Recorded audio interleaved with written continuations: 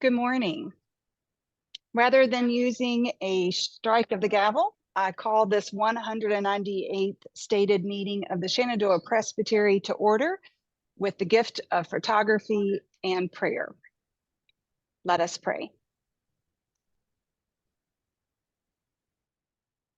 Gracious God, we lift up our eyes to the hills.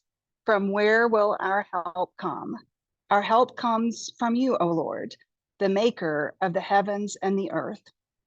Faithful creator, redeemer, and sustainer, we give you thanks for the beautiful images of creation and for creating each one of us in your image. Regardless of where we are sitting, from lounging outside in the backyard or sitting inside a sacred gathering space, may your spirit draw us close as we seek your truth together and make decisions with your amazing grace.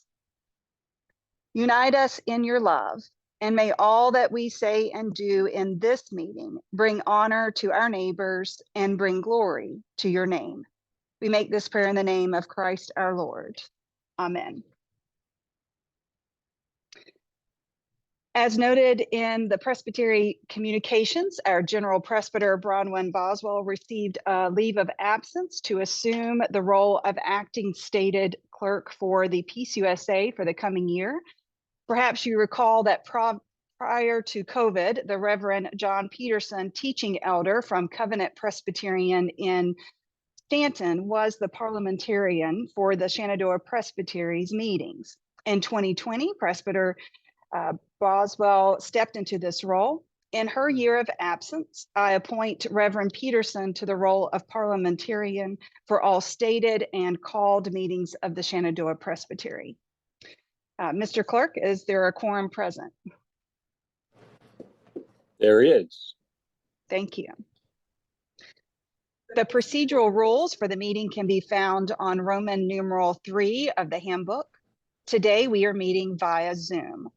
As a norm with most meetings, everyone is muted in Zoom. If you have a technical question or a question pertaining to the meeting, please use the chat feature and the host will respond to your question. If commissioners would like to speak to the assembly, please use the raise hand function and click on the hand symbol. We appreciate how Zoom places names decently and in order as they are received. And once names appear, I will invite those who wish to speak. Throughout the meeting, if you would like to speak, simply unmute yourself. As in our in-person meetings, please remember to state your name and the church that you are representing, then address the body. If you are connected to this meeting by phone, you will use *9 to raise your hand and *6 to unmute yourself. During a vote, please use the green button to vote in favor of a motion and the red button to vote against a motion. We move to the welcome and introduction of guests and seating of corresponding members. Are there any corresponding members to be recognized at this time?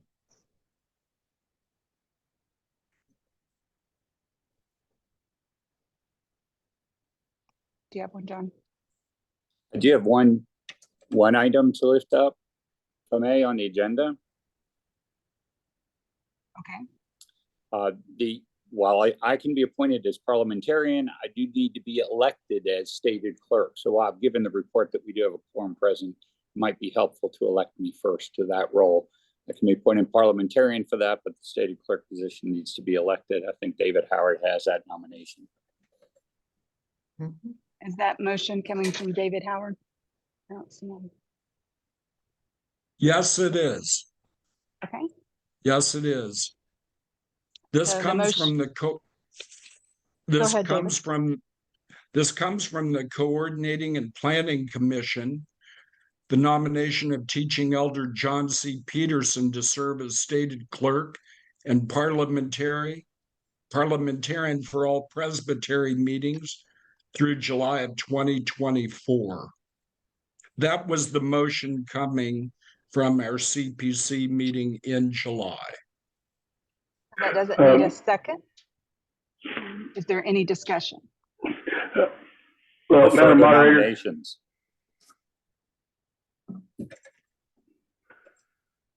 Madam Moderator.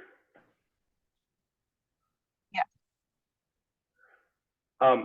Patrick Pettit, interim at Waynesboro first and associate for stuff that Brownwood isn't doing anymore.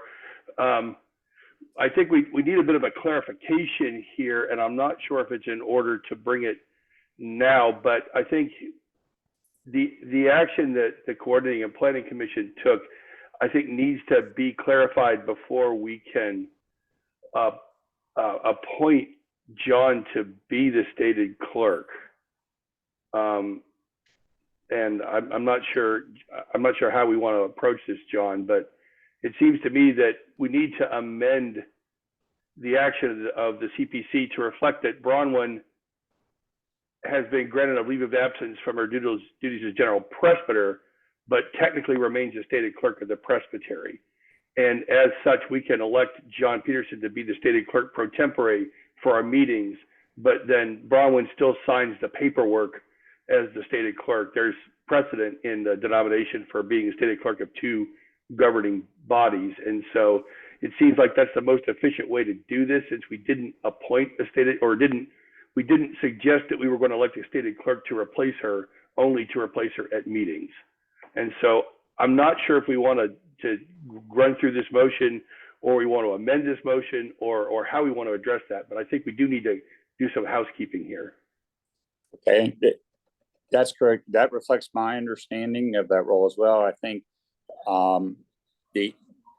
what needs to be amended actually is the action of CPT with regard to, or not CPT, CPA with regard to Bronwyn's position that she is being granted a leave of absence as the general presbyter, but not as a stated clerk. And so I think that's the action that ultimately will have to be amended. That opens the door for me to be appointed or me to be elected as stated clerk only for these meetings by her agreement and the approval of the body. Okay, so is it appropriate then for me to ask David to maybe withdraw the motion for about 25 seconds and we could do this other thing first?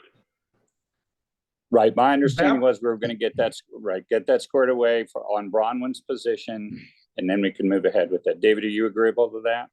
Yes, I would concur. All right. Well then, Madam Moderator, with your permission, then we will move to approve the action and amend the action with regard to Bronwyn's position, and then take the action for my appointment. So hearing the motion and the amendment, is there a second? Well, Oops, sorry, go ahead, John. well, so Patrick's motion, the motion coming, Patrick probably needs to state the motion coming, first of all, from Coordinating and Planning Commission, and then his amendment to that. All right. The motion from Coordinating and Planning Commission is in the supplemental report on what is that, S1. And so that motion was that we grant the request of Bronwyn Boswell to take a leave of absence for 1 year, beginning July 15th, 23, to enable her to become acting stated clerk of the PCUSA. So my motion, Madam Moderator, is that we amend the action of the Coordinating and Planning Commission of July 15th, 2023, to reflect the Reverend Bronwyn Boswell has been granted a leave of absence from her duties as general presbyter only.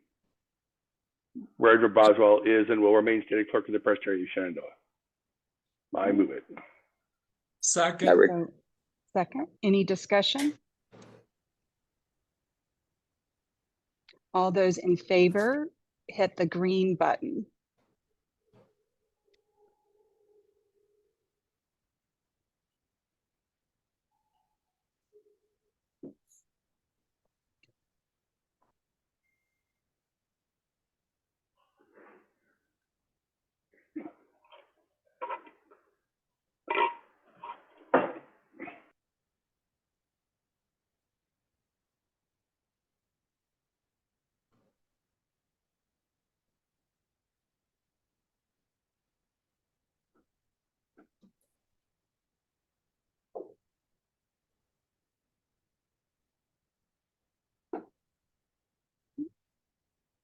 All those opposed, hit the red button.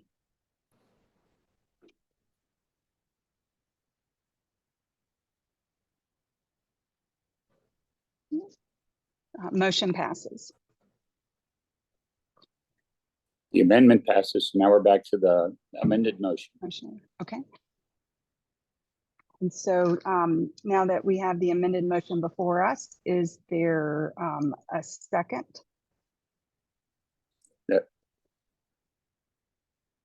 You need now just to discuss and vote on it. Okay. And any discussion? All those in favor, hit the green button.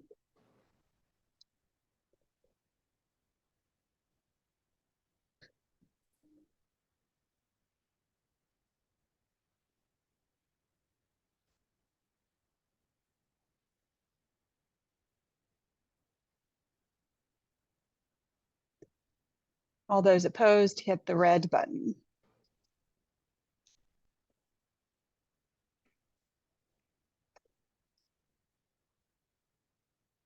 Thank you. Motion passes.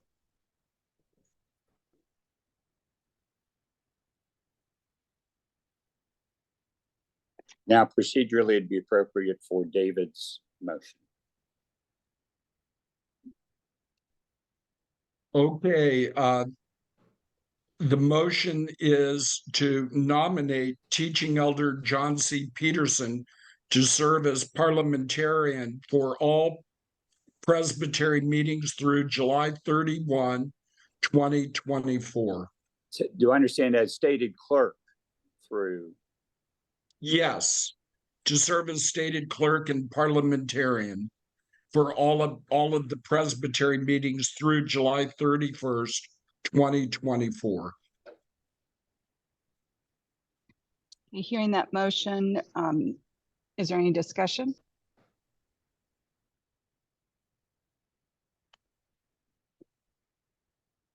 If you are having trouble finding the red or green buttons, please look under reactions and you'll be able to find a selection there.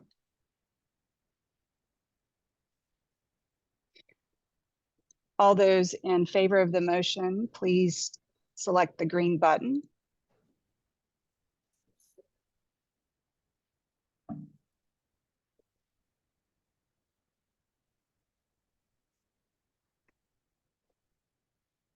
All those opposed, select the red button.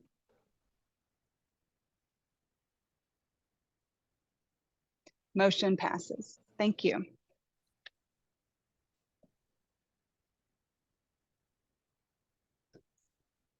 We come to the adoption of the docket. Moderator, Yes. before we begin, I am the Reverend Dr. Nancy Mignot, and I serve Shenandoah Presbytery as Associate General Presbyter. I have the privilege of introducing two guests who are present with us today. One is the Reverend Dr. Sandra Moon, who is our ministerial relations person from the Presbyterian Foundation. She will be helping to lead stewardship workshops in this presbytery on Wednesday and Thursday. Sandra, if you could physically wave your hand so we can all see you. So glad you are here. As well, I have the privilege of introducing Lucas Taylor, who is working with the Kaiser Presbyterian Church. So he is here as well as a guest. So thank you, moderator, and thank you, Shenandoah Presbytery. Thank you, Nancy. Welcome, Sandra and Lucas. Now that we have the docket before us, are there any changes?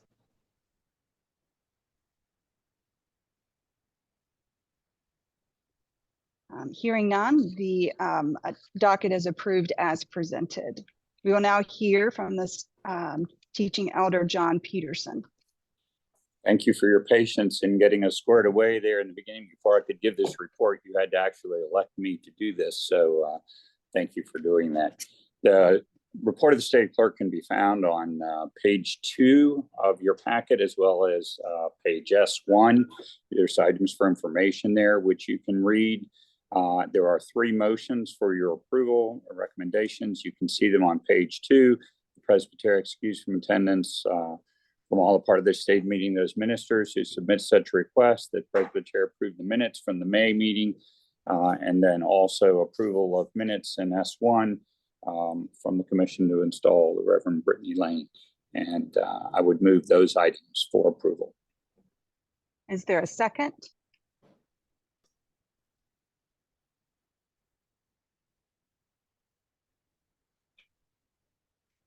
Thank you, Stan.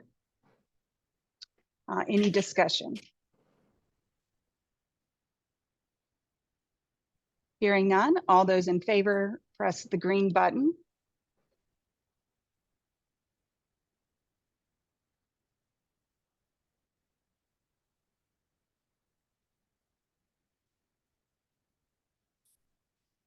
All those opposed, press the red button.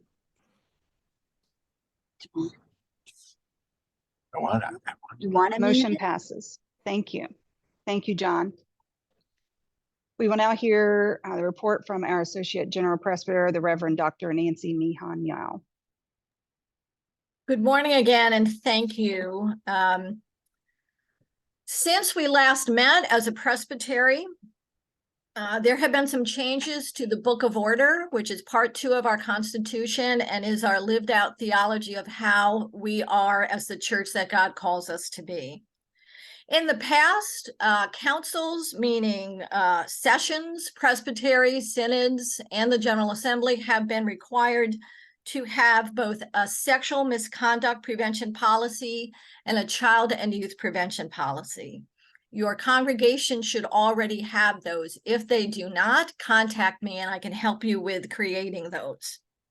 But for the good of the health of all our congregations, the General Assembly, through its constituent members, has made some changes to the Book of Order that we need to keep in mind going forward. The change is that now councils, again meaning sessions, presbyteries, synods, must have a harassment prevention policy and an anti-racism policy. And every council will need to conduct boundary training for its members, which will include the topics of sexual misconduct and child sexual abuse prevention every 36 months. Since most of our practice is to have a 3-year rotation of ruling elders on session, that will cover everybody who is in active service through the length of their term. The boundary training content for sessions to use is being developed in conversation with other mid-councils and will be shared later this year or early next year, as well as drafts of the 2 new policies which this presbytery will review and recommend to be adopted by the presbytery. Those who are under care as an inquirer for becoming a minister of word and sacrament, those who are preparing to serve as a commissioned ruling elder, those who are certified Christian educators are required to take part in boundary training and must provide a certificate of completion. The presbytery has an already established practice of requiring boundary training for those in pastoral leadership and will continue this effort as well. And those new categories of people who are required to take this training will be able to do this online. The next boundary training is Thursday, November 9th at 6:30 by Zoom. It is about a 3-hour length of time with content and discussion about these topics. Certificates will be issued after successful completion of that course. As you had heard earlier, Bronwyn Boswell is indeed serving the PCUSA's General Assembly as acting stated clerk. I like to say that she has been called up to the big leagues, and we are so proud of her and know that God is using her and her skills in this way.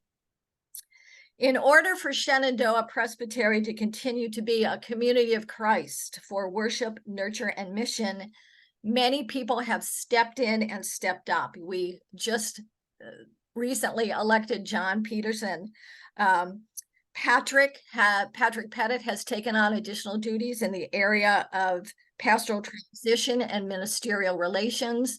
Our fabulous staff continues to serve faithfully and with full hearts. For the time that I will be on sabbatical, which is September 15th through December 15th of this year, a pastoral care team has been set up regionally. What this means is that any pastoral care needs during that time should be sent to the office, and then the office will then contact the Reverend Ann Held, who has graciously agreed to serve as coordinator for this. There are several teaching elders in this presbytery who are spread out throughout the regions in this presbytery who have agreed to serve in this way. So thank you to them. If you have any questions, feel free to contact me either by email or by my cell phone. Moderator, this concludes my report. Thank you. Thank you, Nancy. And we wish many blessings upon you during your sabbatical. Let us now draw our hearts and minds to worship. During the service, you have on the docket the QR code for online giving to the Peacemaking and Global Witness Fund.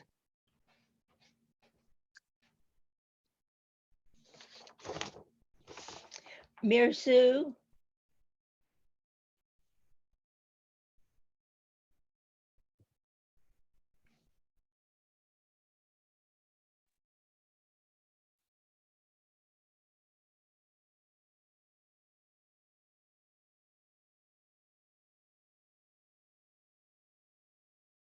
Can you hear it? 198th meeting of the Shenandoah Presbytery. I'm the Reverend John Bethard, the teaching elder at Charlestown Church. This morning's worship will be led by ruling elders and teaching elders from the Eastern Panhandle churches, and our message today will be brought by Julia Berkeley. This morning's call to worship comes from the 145th Psalm. I will extol you, my God and King, and bless your name forever and ever.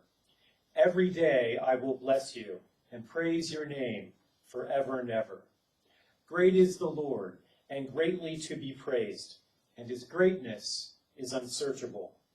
One generation shall commend your works to another, and shall declare your mighty acts. On the glorious splendor of your majesty, and on your wondrous works, I will meditate. I invite you to join me in a word of prayer. Loving and gracious God, we come before you this morning with humble hearts, eager to worship you, to connect with you, and to experience your grace as we sing and pray and hear your word together. Bless this worship service, and may it be pleasing in your sight, O Lord, our rock and redeemer. Amen.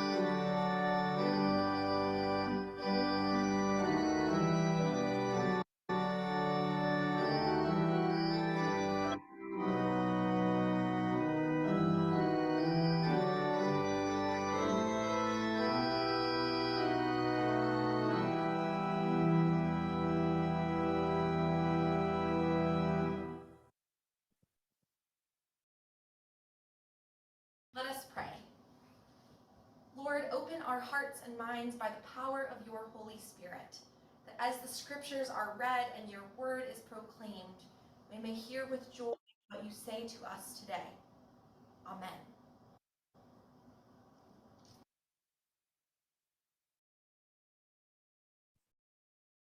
Let us pray. Lord, open our hearts and minds by the power of your Holy Spirit, that as the scriptures are read and your word is proclaimed, we may hear with joy what you say to us today. Amen. Let us pray.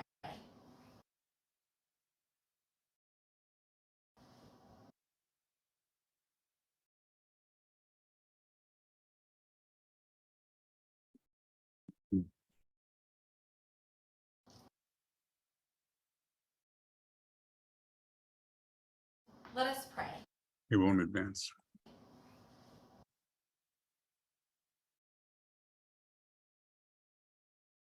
Mhm.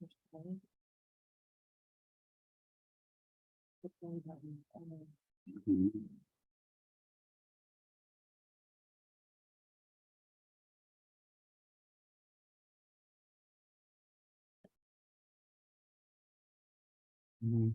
Very good. Lord, open our hearts and minds by the power of your Please be Holy read there every Spirit, time. that as the scriptures are read and your word is proclaimed, we may hear with joy what you say to us today. Amen.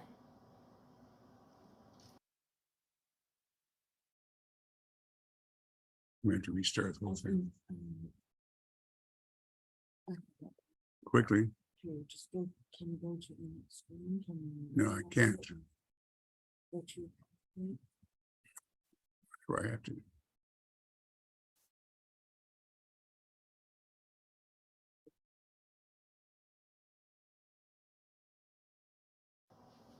A reading from the book of Genesis, chapter 21, verses 8 through 21.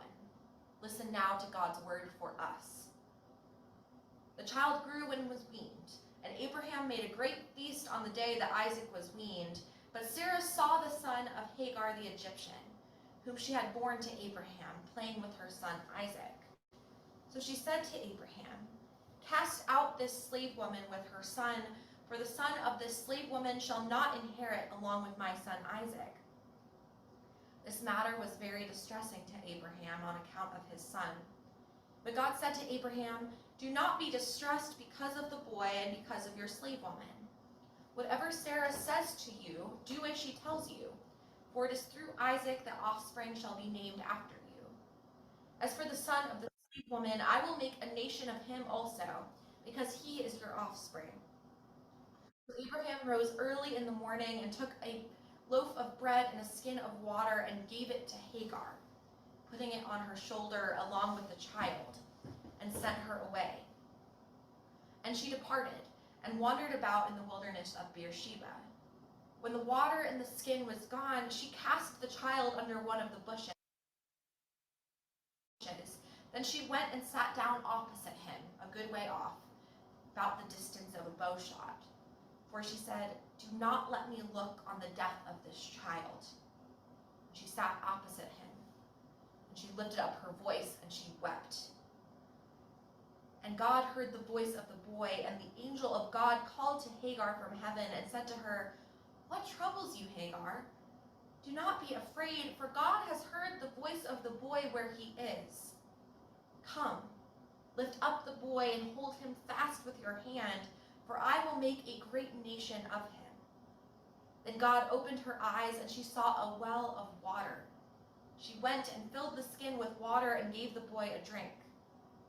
And God was with the boy, and he grew up. He lived in the wilderness and became an expert with the bow. He lived in the wilderness of Paran, and his mother got a wife for him from the land of Egypt. Friends, this is the word of God for the people of God.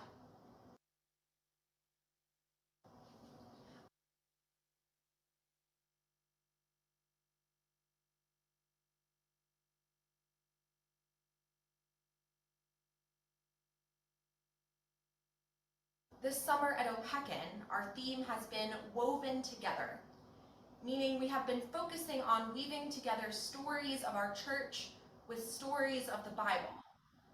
The series has challenged me to think a lot, especially about where we have woven and been together in community well, but possibly even more importantly, about where we are struggling to be connected. I've been sitting with how our weaving connects us with those not in our immediate circles, those who may be different from us. As part of the Presbyterian Church USA, we are a connectional church. We know that we are a connectional body, called to work together with those around us to serve God, both within our communities and especially today, we're going to focus on God's call for relationship with those outside of our communities, with those of different beliefs, as God exemplifies and tells us to do from the very beginning. I grew up in a town where being Christian, let alone Protestant, was by far the minority. Most of my best friends were Jewish, and in middle school, bar and bat mitzvahs were the cool thing to be invited to. I remember vividly the first time that I went to the synagogue with my friends to celebrate my neighbor's bat mitzvah. I had absolutely no idea what to expect, but I walked in the doors to the synagogue I drove past daily with wide open eyes and a little bit of trepidation. I was shown where the scarves were to cover your shoulders if you had spaghetti straps on. I saw the table with the yarmulkes for the boys and got an explanation about what those were.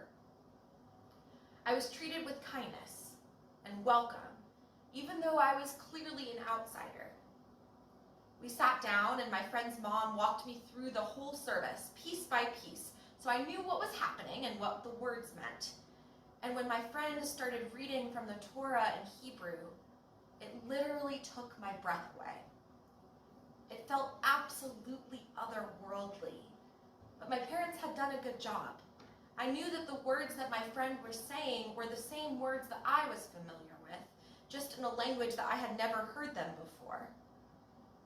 I knew that her declaration of faith was different to mine, but deeply connected, and so we rejoiced together that she was making this big step in her own faith journey. We ate coconut cupcakes and drank punch and got the coolest patterned pajama pants to wear home and to wear to school the next day. And we were connected. Different faiths, similar words, different faiths, woven together in relationship with one another.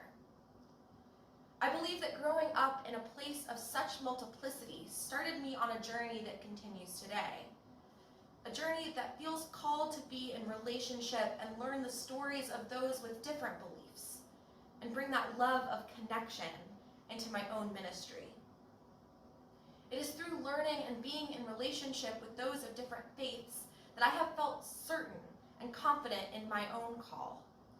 To me, God's love is way more expansive than I can ever imagine, and it's a gift to see God work through people who are different from me. That is why I chose to talk about this text from Genesis today. Well, and also because I really love Hagar. I spent almost 2 years with this amazing woman during an undergraduate thesis, researching what she has meant to diverse church groups and traditions, and we became very good friends. I love Hagar because she's broken down by society and family, yet never loses her faith.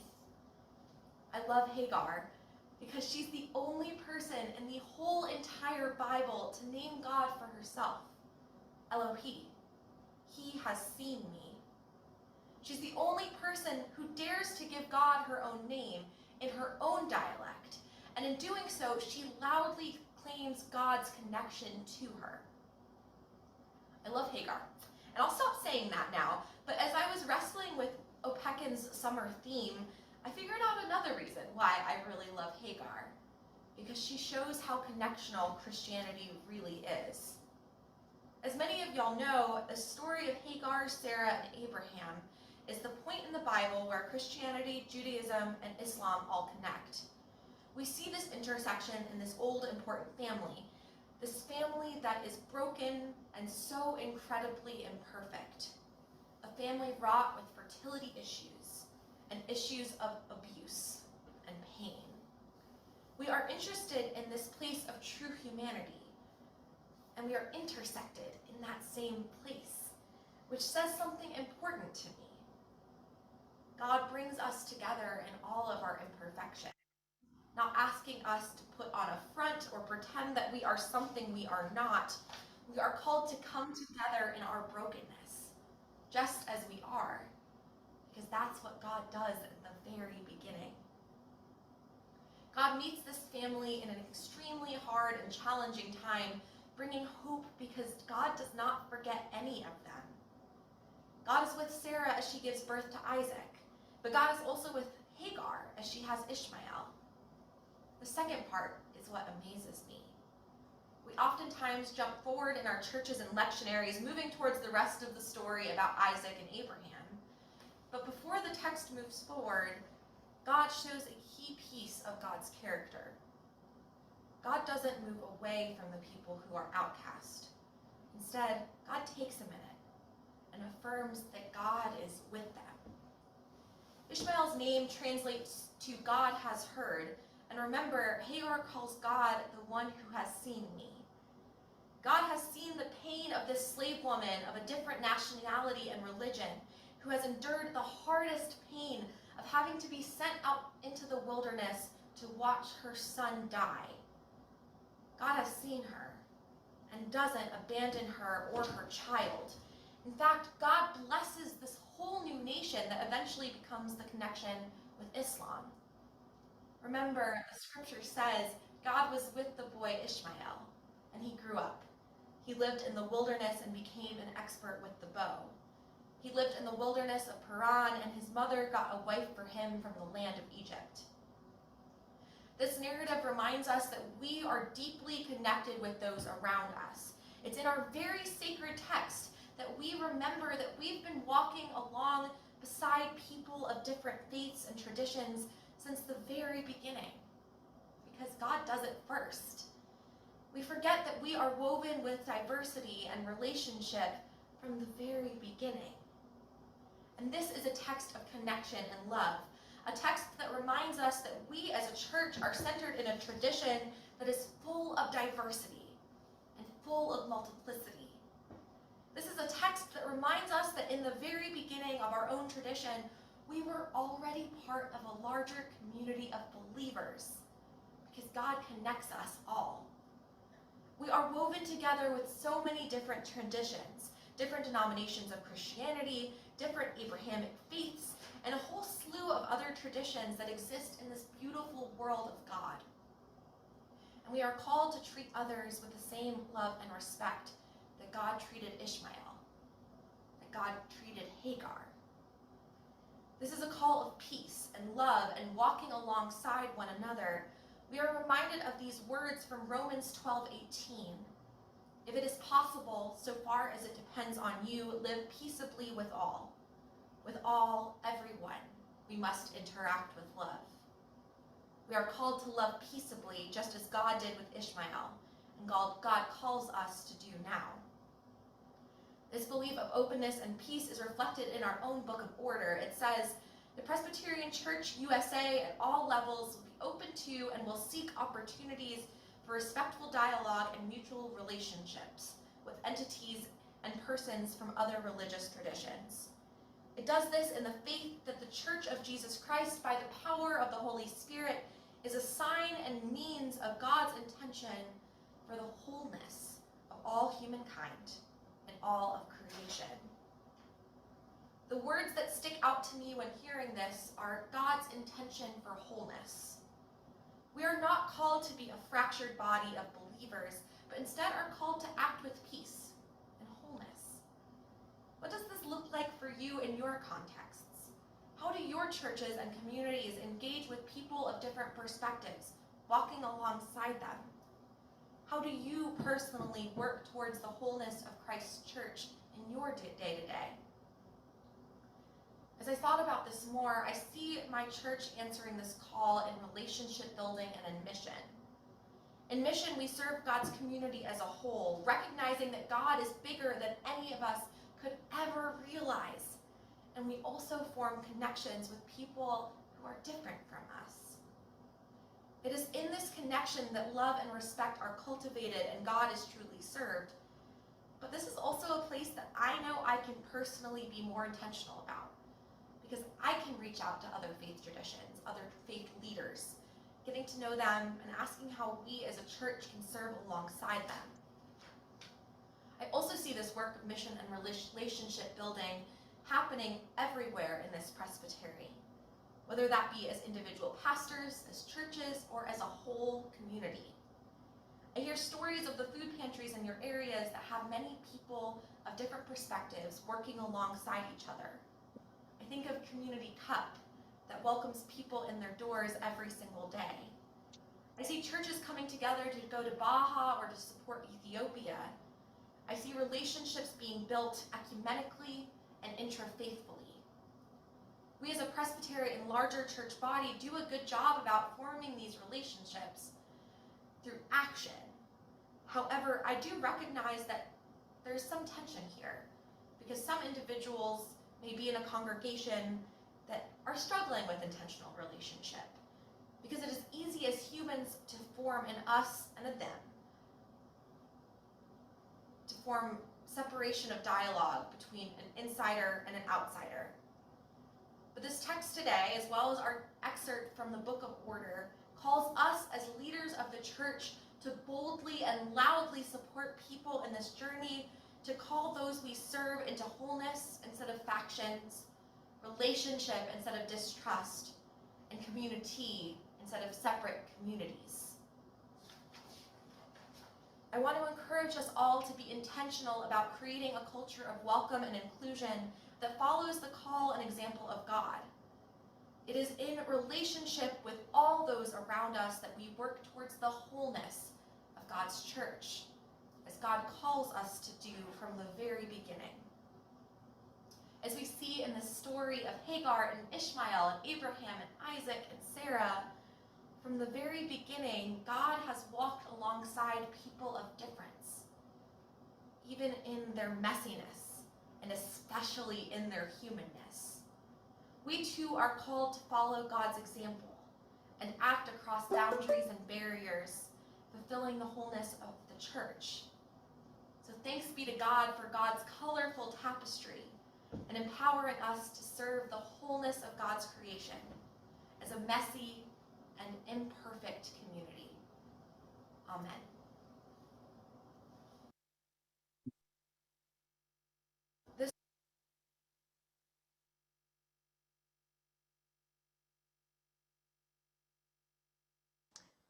Let us affirm together as we recite together the Apostles' Creed.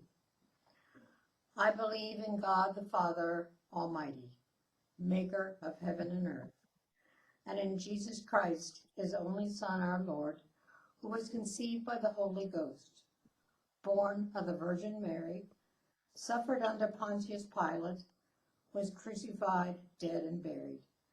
He ascended into hell. The third day he arose again from the dead and sitteth on the right hand of God the Father Almighty. From thence he shall come to judge the quick and the dead. I believe in the Holy Ghost, the Holy Catholic Church, the communion of saints, the forgiveness of sins, the resurrection of the body, and the life everlasting. Amen.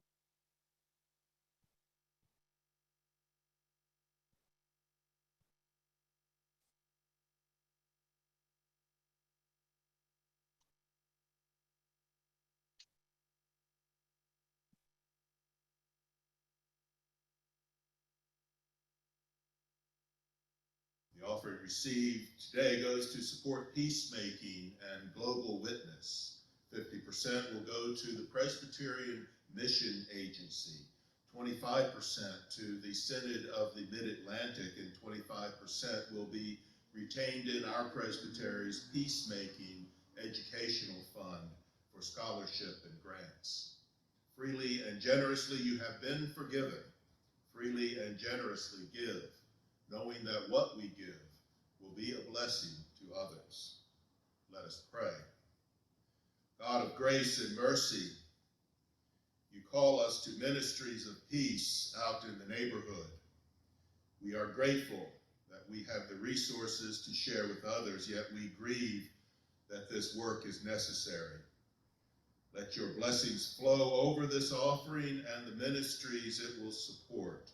And may your Spirit lead us to new and creative ways of peacemaking in the world today. Amen. The offering.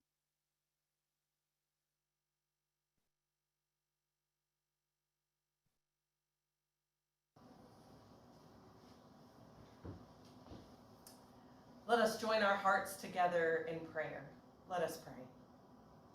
Gracious God, on this day we celebrate you, the ultimate creator, the one who has woven us together in the most beautiful and vibrant tapestry. You, the one who connects us in unity with all of our wonderful diversity. You, the one who reminds us that we, as we are holy. Holy because of you, our Lord and our God. Lord, we are woven together with all people all around the world, people who are rejoicing, people who are hurting. You hear the voices of all who cry out to you. And so we come before you now to weave our own thread of prayer throughout the great tapestry of life. Lord, be fully present with our neighbors around the world, with those in war zones and other situations of violence, uncertainty, and fear. Be with those in places where food and safe water are nowhere to be found. For when even one of us is hurting, we all hurt. So help us to always work to mend the tapestry you have created of us, so that we may also work toward the wholeness you have intended for us and for this world. We pray also, Lord, for our nation, our own small corner of the blanket of creation, a nation where we too often sever the threads between us and our neighbors, forgetting that we are called to be connected. Be with us, Lord. Help us to build a stronger foundation for our neighbors and for ourselves. As we pray this, we pray also for our own communities that are rejoicing and grieving, laughing and weeping. Help us, Lord, to love others fiercely, wrapping them in blankets of compassion and support. Help us to care for those around us, for those hurting mentally, physically, emotionally, spiritually. Help us to support those who are grieving, and those who are dying, and those who care for their loved ones. You place your arms of warmth around our shoulders, just as you place your arms of warmth around even those we would not expect, or we ourselves have often hesitated to put our own arms around. Help us, Lord, to follow your example and to do the same for those around us as you would, throwing our arms around our neighbors, especially those who need to know that they are welcome, that they belong. Teach us, O God, to patch the holes of disagreement at every opportunity, to stop the frays before threads break, to embrace the whole of the diversity of your beautiful quilt every day. Woven together in your holy name, we lift these prayers and all the prayers of our hearts together with one voice, speaking the words you have woven in our hearts, the prayer that you have taught us to pray, saying, Our Father, who art in heaven, hallowed be thy name. Thy kingdom come, thy will be done, on earth as it is in heaven. Give us this day our daily bread, and forgive us our debts as we forgive our debtors. And lead us not into temptation, but deliver us from evil. Thine is the kingdom, and the power, and the glory forever. Amen. Amen.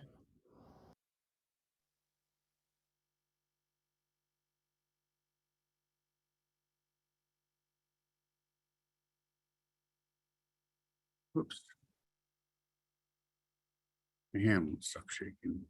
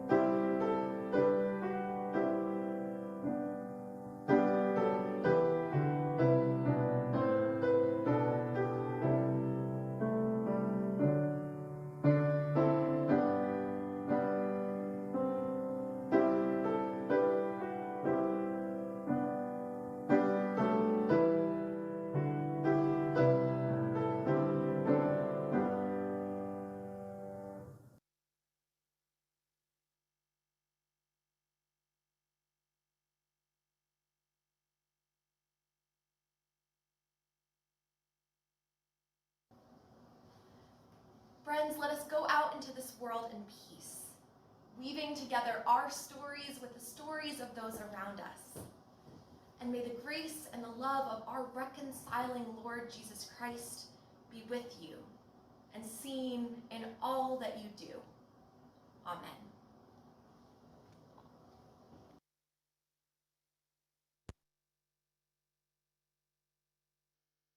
You're on. Thank you all. That was a blessing to be a part of. We now come to the Committee on Educational Resources. We will hear from Teaching Elder Tommy Carrico. Thank you, Madam Moderator. My name is Tommy Carrico. I am the pastor at Finley Memorial Presbyterian Church and chair of the Committee on Educational Resources. You can find the full report on page 5 of your Presbytery handbooks, but I did want to lift up a couple of things that the committee has going on. First, trying to carry on the legacy of the Shenandoah Presbytery Youth Council Extraordinaire SPICE program. We're currently trying to partner with some youth directors, youth workers in the Presbytery, just to put everyone in conversation to see how we can best serve. So if you are a youth director, if your church has a youth director or someone that would be interested in those conversations, please get in touch.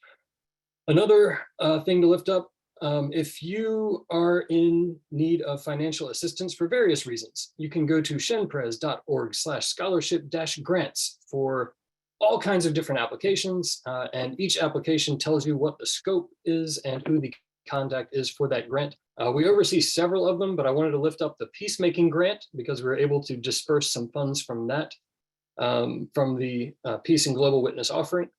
So first, we were able to disperse support of doctoral work of Julie Shupp, who's a member of Warrenton PC. She is researching the effect of safety, kind of childhood environmental safety, on knowledge retention in short-term elementary school peace education programs. And she's doing a comparative study of programs in Iraqi Kurdistan, in Jordan, and in Virginia. So it's a really neat project. We're excited that we're able to support it with those funds. We also dispersed to cover some of the funds of an upcoming visit from international peacemaker Noemi Sanchez and her interpreter Leslie Vogel. Shenandoah Presbytery and Massanutten PC are working together to plan a weekend over World Communion Sunday weekend. So we're hoping that Noemi and Leslie will be able to give talks, presentations, visit with churches on Saturday, September 30th through Monday, October 2nd. Noemi serves on the board of the Calvinist Reformed Church of El Salvador, and Leslie serves as a PCUSA World Mission Regional Liaison for Guatemala and Mexico. We are extremely excited about their visit, and please stay tuned for further details of that trip. That is what I wanted to lift up, but I will conclude my report with a video introducing Noemi to all of you. Thanks.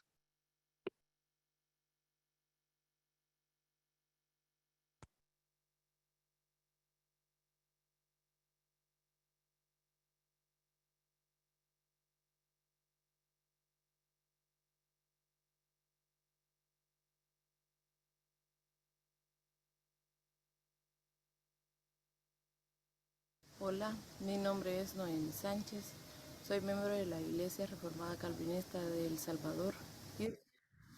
También soy miembro de la Junta Directiva de la Iglesia. Algunas de mis funciones son dar apoyo a los compañeros de la Junta, así como también apoyo en el trabajo pastoral y ecuménico de la Iglesia dentro de la comunidad. Y dar seguimiento a los acuerdos que se toman en Asamblea General. Algunas veces también ayudo a Carmen Elena con los jóvenes de la iglesia en talleres de cultura de paz. Estaré visitándoles para Hacedores Internacionales 2023 y espero poder compartir y desarrollar temas con ustedes sobre migración y cultura de paz. Gracias.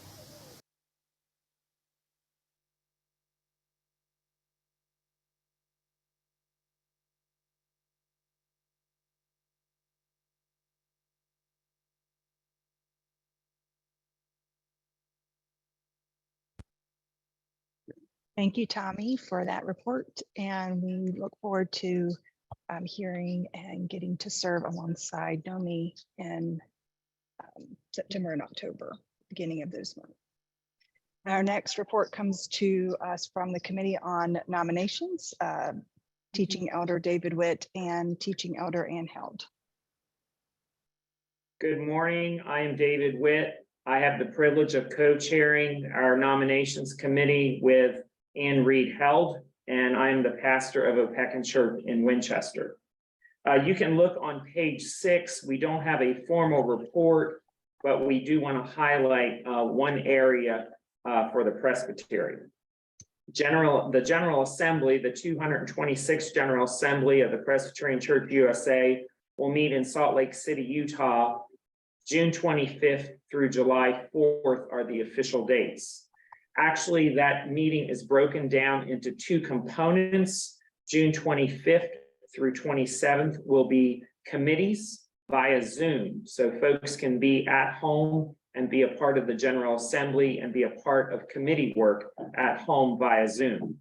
June 28th will be a travel day, and then the actual meeting of the General Assembly altogether in Salt Lake City will begin on June the 29th and conclude with adjournment on July the 4th. We are now, as nominations, receiving applications from teaching elders, pastors, ruling elders, and young adult advisory delegates. Those applications are available on the Presbytery website. There's also information that you may find with specifics and details on this meeting of the General Assembly. So we encourage you to go there and access that information, and you can find out all the details.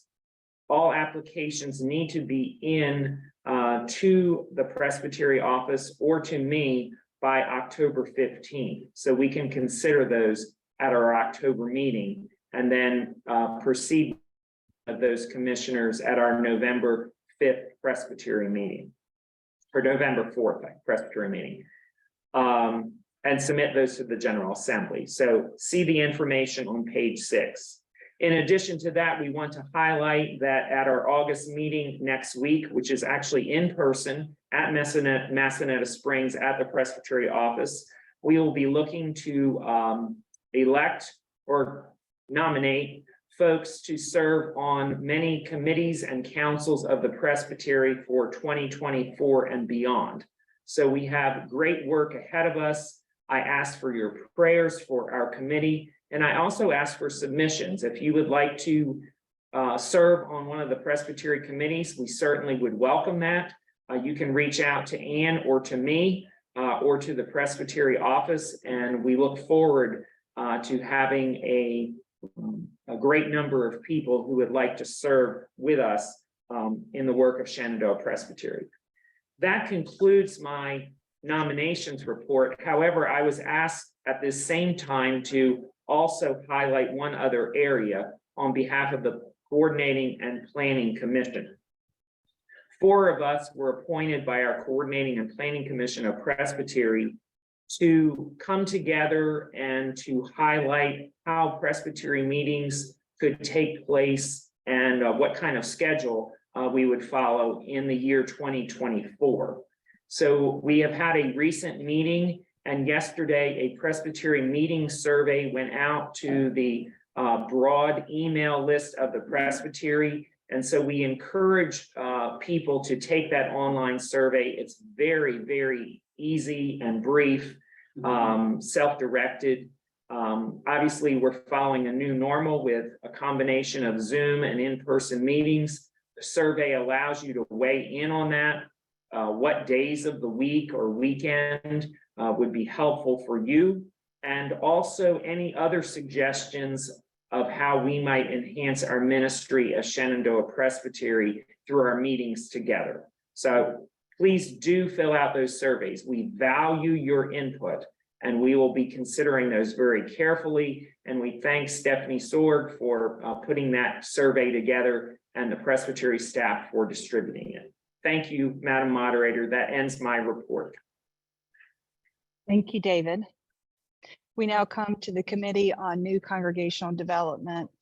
Let us hear from Teaching Elder Karen Greenwald. So my name is Teaching Elder Rachel Crumley. Am I unmuted? Okay. Madam Moderator, Teaching Elder Karen Greenwald was not available to be here today due to a last-minute family situation. But I am the Teaching Elder Rachel Crumley. I am the pastor at Tuscarora Presbyterian Church. And today I'm here as a representative for the partner church to the new worshiping community forming in downtown Martinsburg of Community Cup, Coffee, and More. And I'm actually sitting here in the coffee shop. Wanted to introduce everybody to this ministry. So we in 2019, a group of us started to meet, a variety of teaching elders and ruling elders and others from several different churches. and started to dream about what God might be calling us to do here in downtown Martinsburg, specifically in creating space for building community. And it's been a long process since 2019, but the coffee shop itself opened in December of last year and have been going since then. And in just a few minutes, you're gonna hear more about the work of the pastor nominating committee, who has extended a call to someone who is with us and will be introduced to you all in a little while. But before we get to that, I'm gonna turn my camera around and show you around a little bit. I can't see what I'm showing you, so hopefully you can see, but this is the coffee shop. I'm kind of sitting in a corner. The person waving over there is the manager. That's Paul Crumley. The name might sound familiar. And this is our coffee shop in downtown Martinsburg. I'm going to stand up and walk over to the counter. Hopefully I don't make you all seasick. Paul, say hi. Hi. So we have artwork on the walls, you notice. Last month, we had quilts from a local quilter. Before that, we had children's art from a school just down the street. We offer a whole variety of coffees and teas, hot and cold, specialty drinks, all of that, as well as sodas and water. Currently, we have quite a bit of muffins and scones and even a triple layer blueberry flapjack cake that you can order. And we are working on developing more savory foods, as well as getting some lunch options besides the local pepperoni rolls, which are made in Charlestown and everybody really enjoys them. There's our menus up on the wall. We're working on getting chalkboards to have a little bit different kind of menus, but you can order specialty drinks and all kinds of things. And in the meantime, I'm going to flip us back around here. Can you all see me again? So in the meantime, we are also beginning to do that ministry even before our pastor arrives in early September. We've had opportunities to get to know a lot of people in our community. Some of the people you may have seen as I was showing you around are some of the people who are in here day after day. We've had opportunities to serve in a whole variety of ways, and it's exciting to see what God's already doing. And I'm looking forward to when the pastor's here and there's so much more that they can do moving forward. So I'm going to turn it over to John Bethard, who will introduce you to the work of the PNC and to the work and introduce you to our pastoral candidate. Good morning. Can you all hear me? Madam Moderator, John Bethard, teaching elder at Charlestown Church. I am on the committee for new congregational development, and I've also been part of the process that started in 2019 with this idea and dream that slowly, very slowly, because of the pandemic, became a reality. Last year in 2022, Shenandoah Presbytery seated a pastor nominating committee for the next step in that process to search for the person that God is calling to serve at Community Cup and more. That committee, PNC, was made up of teaching elders Rachel Crumley and myself, and ruling elders John Brown and Karen Thatcher. All four of us have been involved with Community Cup since it was just an idea.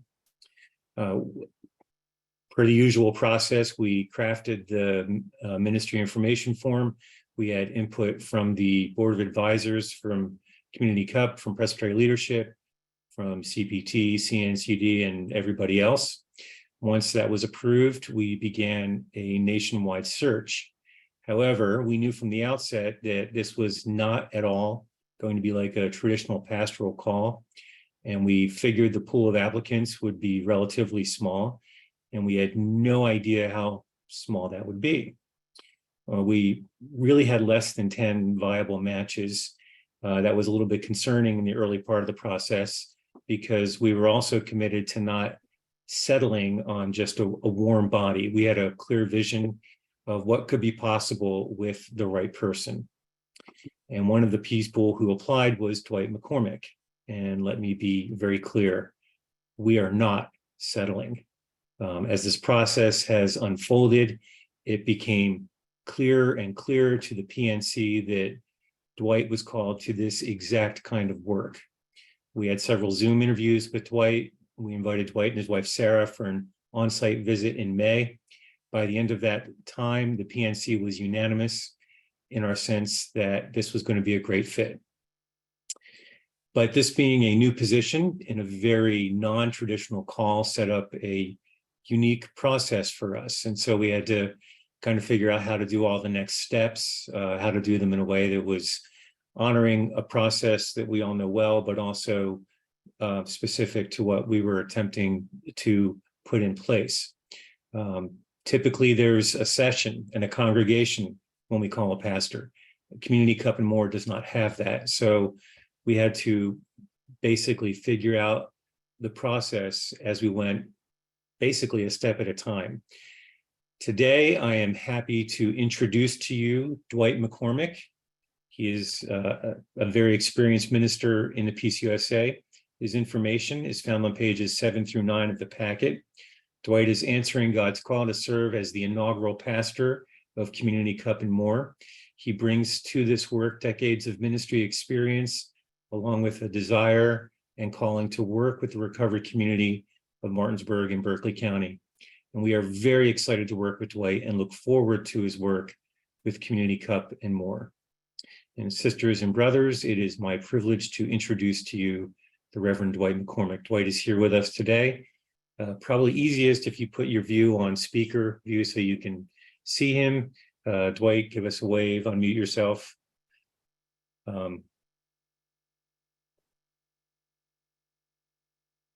You're here, right? Like I am. There yes. you are. There you are. I see you. Excellent. Okay, I've been tasked with what I'm going to lovingly call the bunker question. I have basically an examination question for Dwight. But before I ask that, Dwight, would you take a few minutes and tell the Presbytery a little bit about yourself? Yes, good morning. A pleasure to be here with you in the Shenandoah Valley Presbytery meeting. We're grateful to have been called to serve here at Community Cup and More. And I do believe God's called us to this time and this place to serve. I do look forward to meeting you all in person, and I look forward to seeing what God is calling us to do in the Martinsburg area. I know that it seems like a really good fit according to the PNC and according to what I feel like God has called me to do. And I pray that my gifts and my willingness to serve will be blessed by the Holy Spirit, and trust that they will. Thanks for having me this morning. I appreciate you all. Thank you, Dwight. And here is my question for you. The work you've been called to at Community Cup and More is very different than a traditional pastorate. Would you please share with us your theology of call and how that has evolved and led you to this moment answering this specific call at Community Cup? Well, I believe that my theology of call is like many believers in the Reformed tradition, that God has called all of us, the priesthood of all believers. All of us have been called to a particular time and place to serve. And I think we've all been given particular gifts to serve in those contexts. And I think a good example this morning was in the sermon, talking about how we've all been woven together in diversity. And I believe that that's part of the call that's been sent here, is to be interdependent upon one another as we seek to start this ministry, or to continue this ministry rather.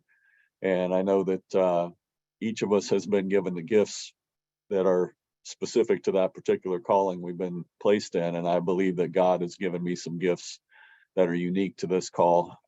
I've been feeling as though I'm called out of parish ministry or traditional parish ministry for a number of years now. And Sarah and I discerned in our prayer time that we were being called to serve in a new worshiping community a few years back. And we weren't really sure what that looked like. And then this opportunity came across our radar a year or so ago, year and a half ago. And it really seemed like, yes, this is the place. You've been brought into a recovery community. I'm in recovery. And I know that we're specifically looking to reach out to the recovery community in Martinsburg. And I know that that experience in the 12 steps and that experience in recovery is going to bring some gifts to bear that are unique to this call and are, matched up well. So I just know that I'm grateful and I'm humbled. And I know that the calling at this time in this place is one that God is with us in the midst of it. So I'm grateful. Thank you, Dwight. Madam Moderator, if it's appropriate, I'm sure we would be happy to hear questions from the floor. Are there any questions from the floor at this time for Dwight?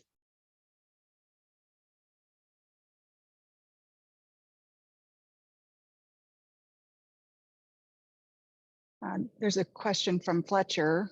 Could more be said about the work Community Cup and more is doing in support of people in recovery from substance use disorder? I'll field that one.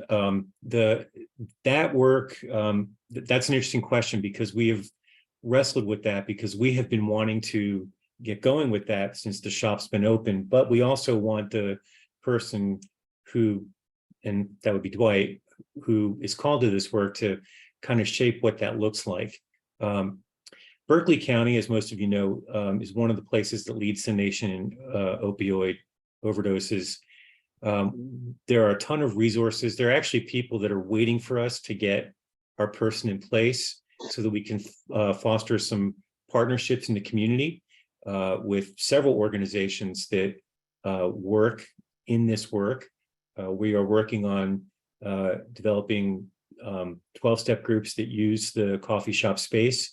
And beyond that, we are basically eager to see how Dwight leads the new worship community into those relationships and into that work in the community. We, of course, we're open to whomever wants to be part of the Community Cup community, but we are specifically hoping to reach people in the recovery community and other folks who may feel disenfranchised from the traditional church. Madam Moderator, could I add something to that real quickly? This is Teaching Elder Rachel Crumley. I just wanted to say we've also, since we've opened, have had opportunities to help various people. Paul and I have served in some of that ministry capacity before Dwight is able to be here. And so we've sat at the hospital overnight with someone and helped them get connected to a recovery counselor and that kind of thing. We've also sat with someone actually just the other night who is a few months into recovery, and we're able to give them some water, give them some food, and just hear their story and talk with them. So there's been several opportunities already developing in individual ministry as that begins to build as well. Thank you, John and Rachel. I hope that answered your question, Fletcher, and I'm sure you could reach out to others in the continued good work of what they are doing in Martinsburg.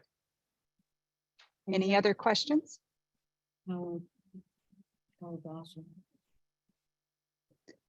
Hearing none. Does that end your report? Madam Moderator, that concludes the report. Oh, sorry, we have a hand up.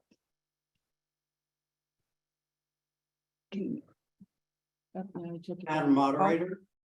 Yes. Hi, Howard Boswell from Teaching Elder, Buena Vista Presbyterian Church. Dwight, first of all, I am so glad to have you on board. I want to ask a question. As someone involved in Al-Anon, an adult child of an alcoholic, adult grandchild of an alcoholic, I wonder how you see your ministry to those who are affected by another's alcoholism or substance abuse. Thank you. Sure. Thank you for the question, Howard. I see the ministry as being comprehensive in terms of what I heard John say, that we're reaching out to all members of the community and hoping to provide a space that people will see as a hub of grace and support. And but in particular in the recovery community, I know that it's a family disease, alcoholism or any other addiction. It just doesn't affect the person that's the addict. As you know, it affects the entire family. So I believe that my understanding is the 12 steps of recovery are appropriate for recovery for the family as well as the addict. And so my ministry, or the ministry to which I've been called with families, will involve also working through the 12 steps and trying to support that recovery effort as well, because I know that the person is sick and it makes the family sick. So I know that it extends beyond just the individual to the group and the community that they're touching. So I know that there's been so many people affected by addiction, and believe that, you know, the 12 steps are a really good way of helping people recover, whether they're in Al-Anon or Alcoholics Anonymous or Narcotics Anonymous or any number of the 12-step groups. Thank you, Dwight. Well, thank you, Dwight and Rachel and John. Thank you for your ministry together that has and will be a great blessing to so many.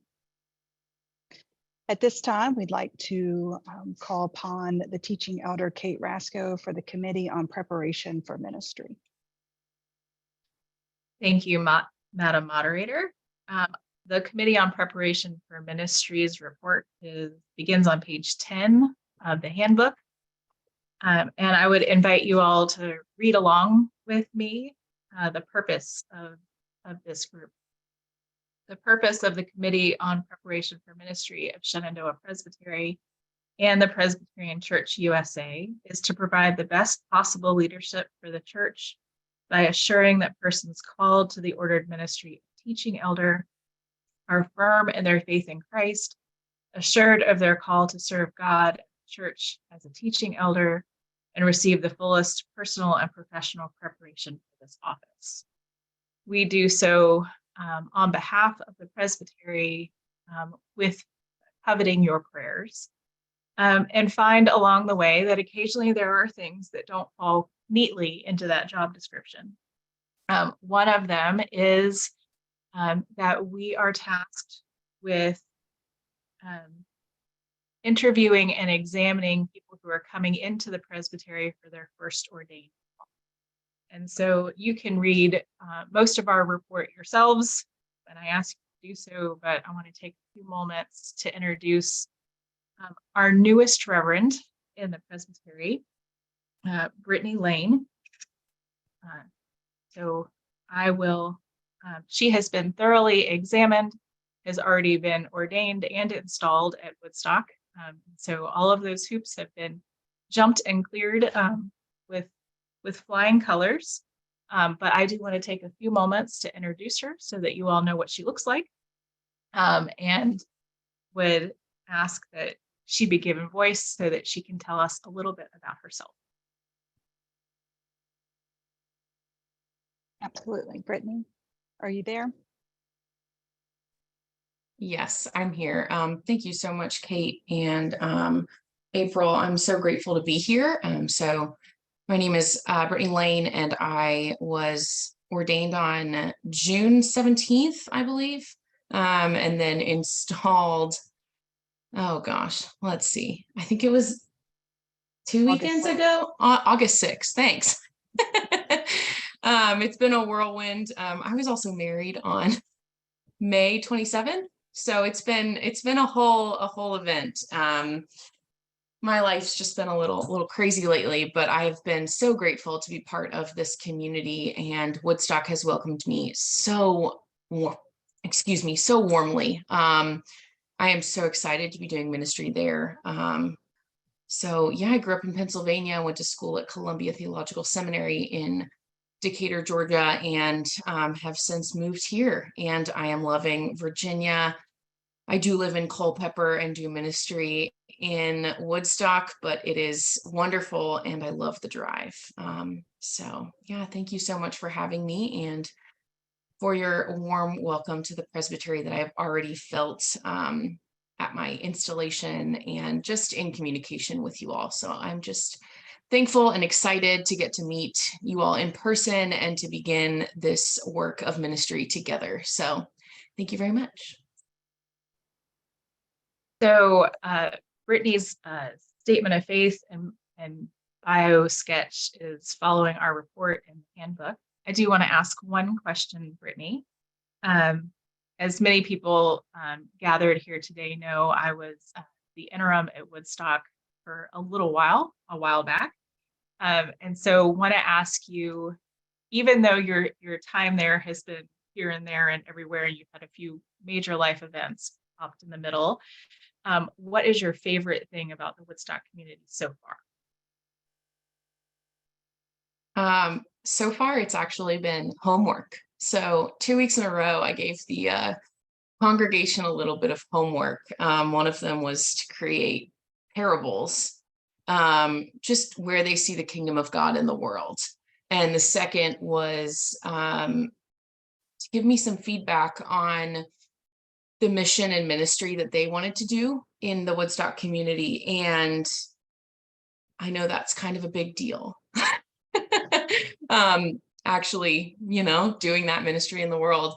And I have just been met with the most exuberant response from the community.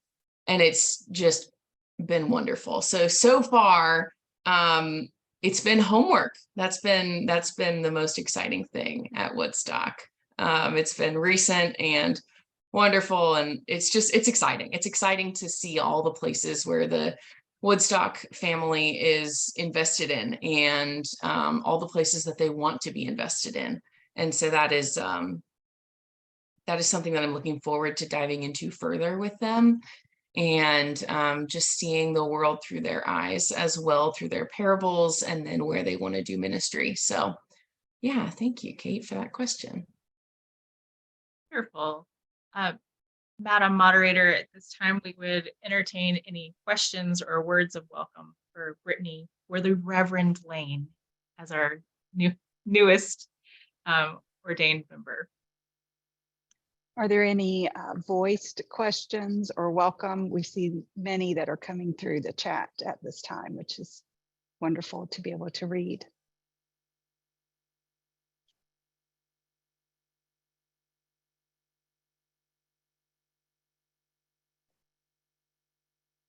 Stephanie?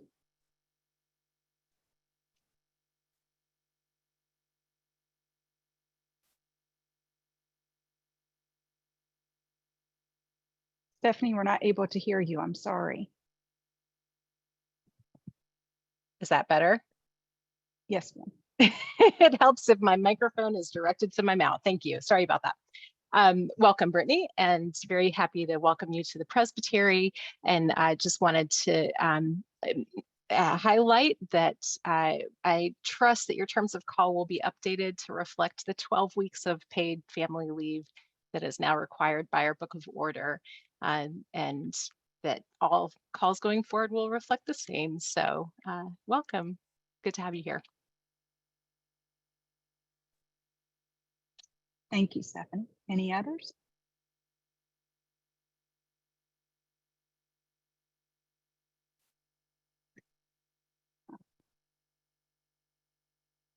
Hearing none, Kate, would you that concludes our report? Thank you.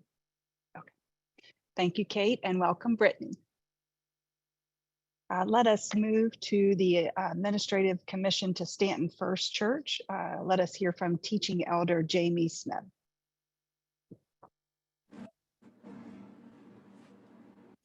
Good morning. My name is Jamie Smith. I am the teaching elder at Mossy Creek Presbyterian Church, and I have been the moderator at Stanton since August, I believe, of last year. Our journey with Stanton began in May of 22 when there was a listening team invited by Bronwyn because of internal conflict. In July of 22, when their pastor left, I was then asked to be moderator. And of course, I said yes. The members of the administrative commission include myself, Seth Normington, teaching elder formerly of Cooks Creek, Beth Smith, ruling elder at Massanutten, and Mary Kay Adams, ruling elder at Bridgewater Presbyterian Church. We worked with them each and every month, offering guidance and support as we could. In November, they elected a PNC, and I'm happy to say that they have an interim installed, well, an interim hired right now to continue their journey now. So our request is that we be dissolved as of today by this body. But we want to say thank you first to Stanton Session for welcoming us, as well as the guidance of Nancy, Bronwyn, and Patrick, as well as the CRM. And I would like to say thank you also to Seth, Beth, and Mary Kay for all their work. Our report can be found on page 13 of the handbook, and that will do a better job of explaining everything than I just did. So with that, that concludes our report unless there's questions. We've received a motion from Jamie. Is there a second?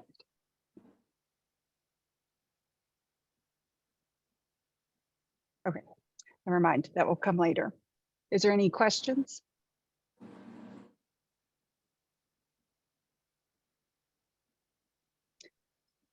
I do not see any hands raised. Typically, we do share a prayer for our administrative commission, so we'd like to do that at this time. Let us pray. Gracious God, you are our refuge and strength, a very present help in good times and difficult conversations. We give you thanks for the faithful work of the First Presbyterian Church congregation in Stanton and the administrative commission. We ask your spirit to continue to abide with First Church in Stanton and all churches in interim seasons or seasons of transition. May they show forth your love in the songs that they sing and the places that they serve, through Jesus Christ, our Lord and Savior, in whose name we pray. Amen. Thank you, Jamie, Beth, and Mary Kay, and Seth. Let us now turn toward the Committee on Relational Ministry and hear from Teaching Elder Howard Broswell. Thank you, moderator. Good morning. I am Teaching Elder Howard Boswell, pastor of Buena Vista Presbyterian Church and moderator of the Committee on Relational Ministry. You may find our report on pages 14 through 16 of the handbook for today's meeting and page 2 of the supplemental reports.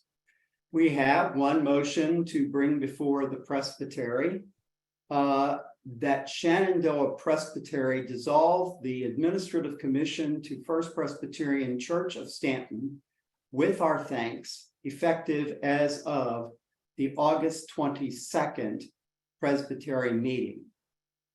You have received their final report and you've heard from Jamie Smith. And so on behalf of the committee, I so move it. Thank you. It does not need a second. Any discussion? Madam Moderator, I just want to point out, it would seem unusual that the Administrative Commission fell under the Committee on Relational Ministry. However, we were the ones who requested the Administrative Commission be formed.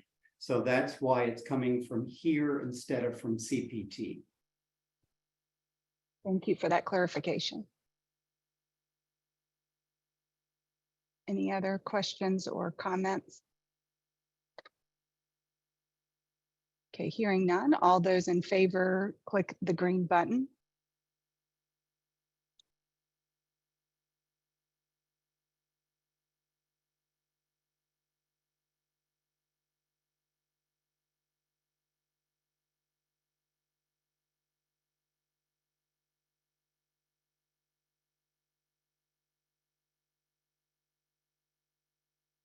All those opposed, click the red button.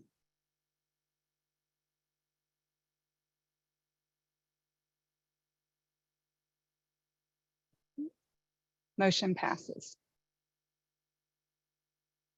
Thank you, moderator.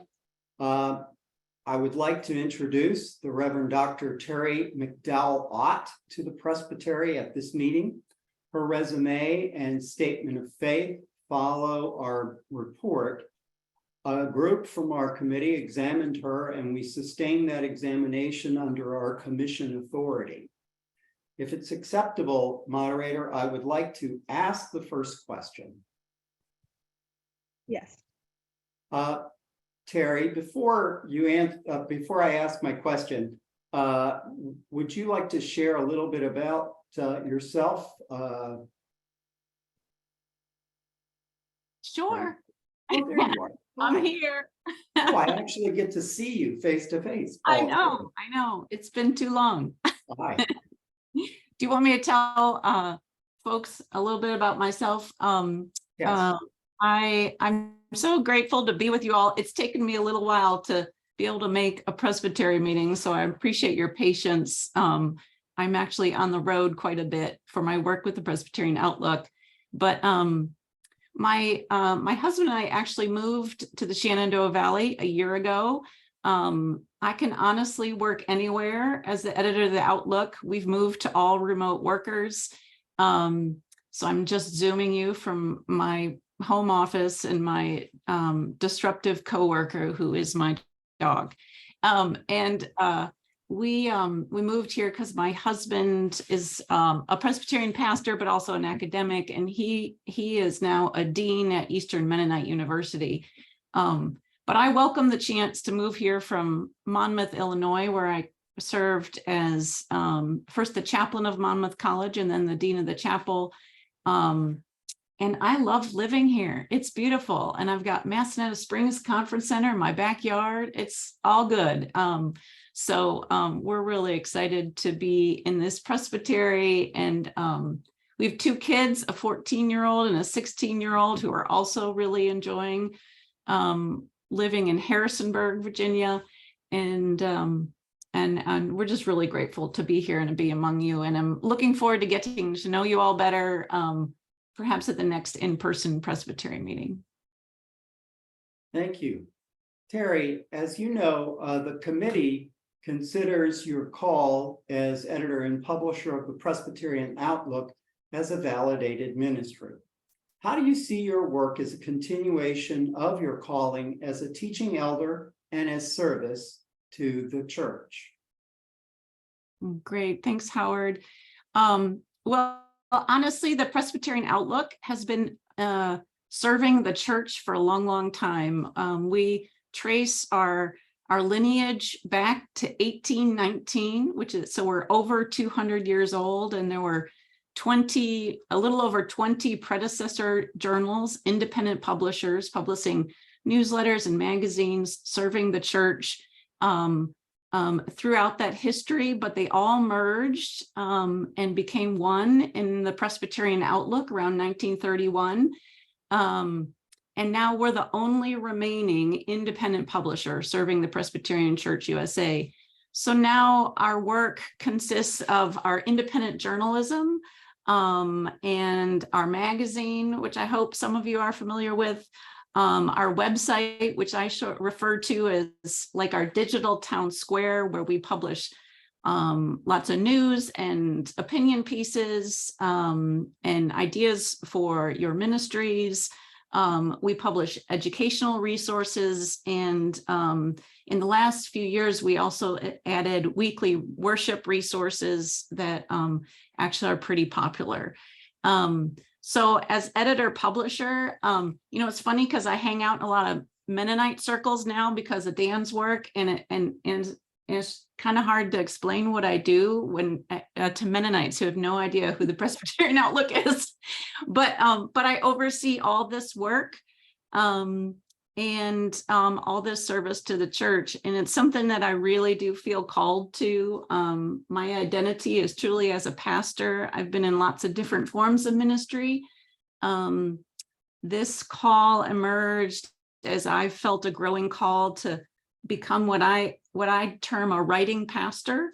And so I speak about the Presbyterian Outlook's mission is our tagline on our magazine is leading the church in faithful conversation.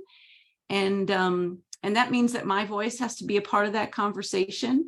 And so I write a lot and I speak a lot and preach a lot and do teaching around the country. But it also involves a lot of listening.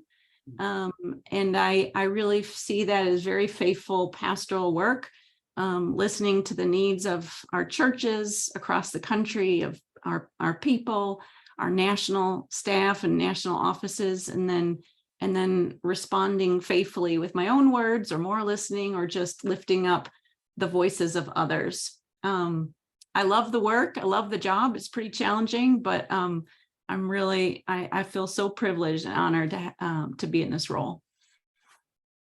Thank you, Terry. This is not, we didn't plan what I'm about to say, but let me just say, when I was a student at Princeton Theological Seminary, somebody granted all the students copies of the Presbyterian Outlook. And so in your mailbox every now and then you would see that. And I have been a subscriber ever since. Yay. And so if any of you are looking for a good way to learn more about the larger church, I encourage you to get a subscription to Presbyterian Outlook and gift one to a friend. Thank you. Gosh, Howard, you are a blessing. Even send me an email. I'll hook you up with a good deal too. So just such a deal. No. And this was not pre-planned. Moderator, that's my question. So would anyone have a question for Terry at this time? Nancy. Yes, moderator, thank you. I am the Reverend Dr. Nancy Mignao and serve as Associate General Presbyter. So glad to have Terry with us, joining us in ministry. Terry, would you speak a little bit about what you will be preaching and teaching on at the big event? The notice for that is in our docket this morning, but there's very little detail. So we would love to hear more of what you will be speaking and preaching on. Yes, I'd be happy to do that. Although I think I still have 3 weeks though to plan, right, and prepare. I will tell you, with that, the mission of the Outlook being leading the church in faithful conversation, a real interest of mine and emphasis of mine is leaning into the more difficult conversations. We're in such a divisive time in our country, and we have purple churches, and it's just honestly been really hard to talk about the topics that really matter and are really meaningful. And so I'm gonna lean into that in my sermon, as well as in my workshop.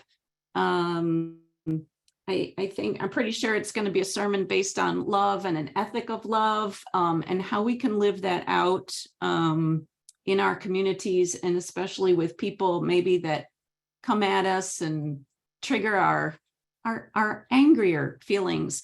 How do we honor ourselves in those conversations, those difficult moments, yet lean into the good and faithful work that can happen when we really do love each other.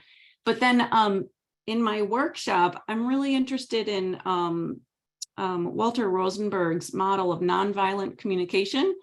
And so I'm going to sort of roll that out. I think it's a real practical strategy about how to engage others with different viewpoints and different opinions, and really speak and be together in love in spite of those differences and disagreements. And so we're gonna sort of play with some concepts there. I've also been very interested in Donna Hicks' work on dignity. She talks about how it's oftentimes the violation of human dignity that breeds conflict. And her work is really exceptional. So I might throw some of that in too.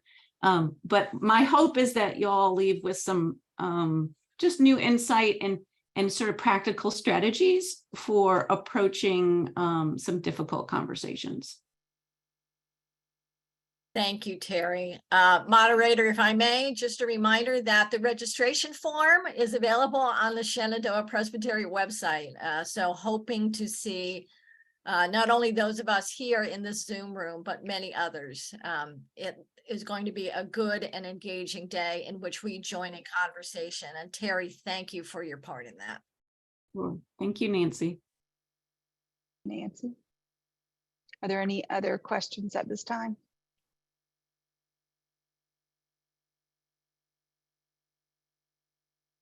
Hearing none, welcome, Terry. It's a blessing to have you a part of our denomination and our presbytery. So great to have you so close by. Thank you, Terry. And thank you, moderator. Finally, I would draw your attention. Oh, am I muted? No, I'm not. Finally, I would draw your attention to the motion on page 2 of the supplemental reports. The Committee on Relational Ministry requests that the Presbytery of Shenandoah grant the status of retirement to the Reverend Dan M. McCoy Jr. effective September 30th, 2023. If I may, I would like to speak to this motion. Yes, please.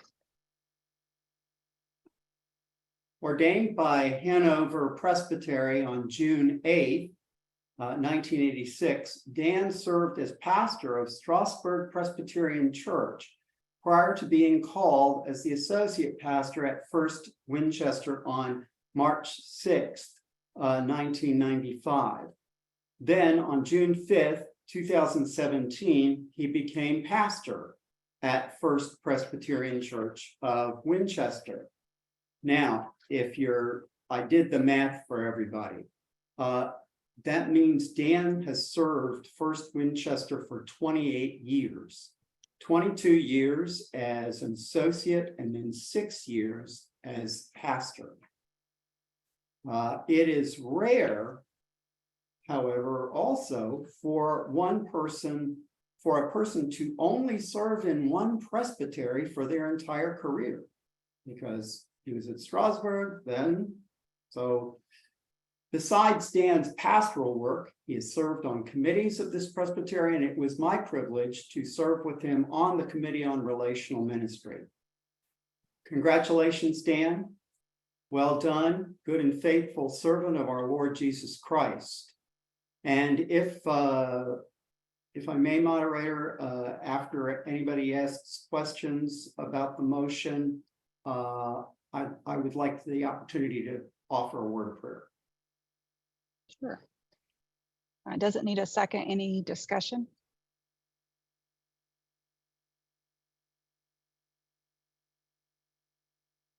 Is Dan here? Is Dan here? I'm here. Hey, Dan. Thank you, Howard. You're welcome. So hearing none, I'm ready to vote. All those in favor, press the green button.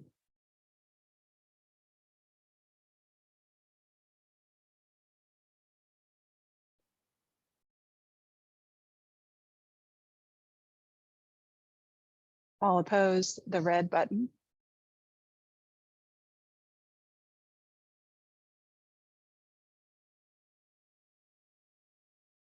Motion passes. let us pray. Almighty God, we give you thanks for Dan.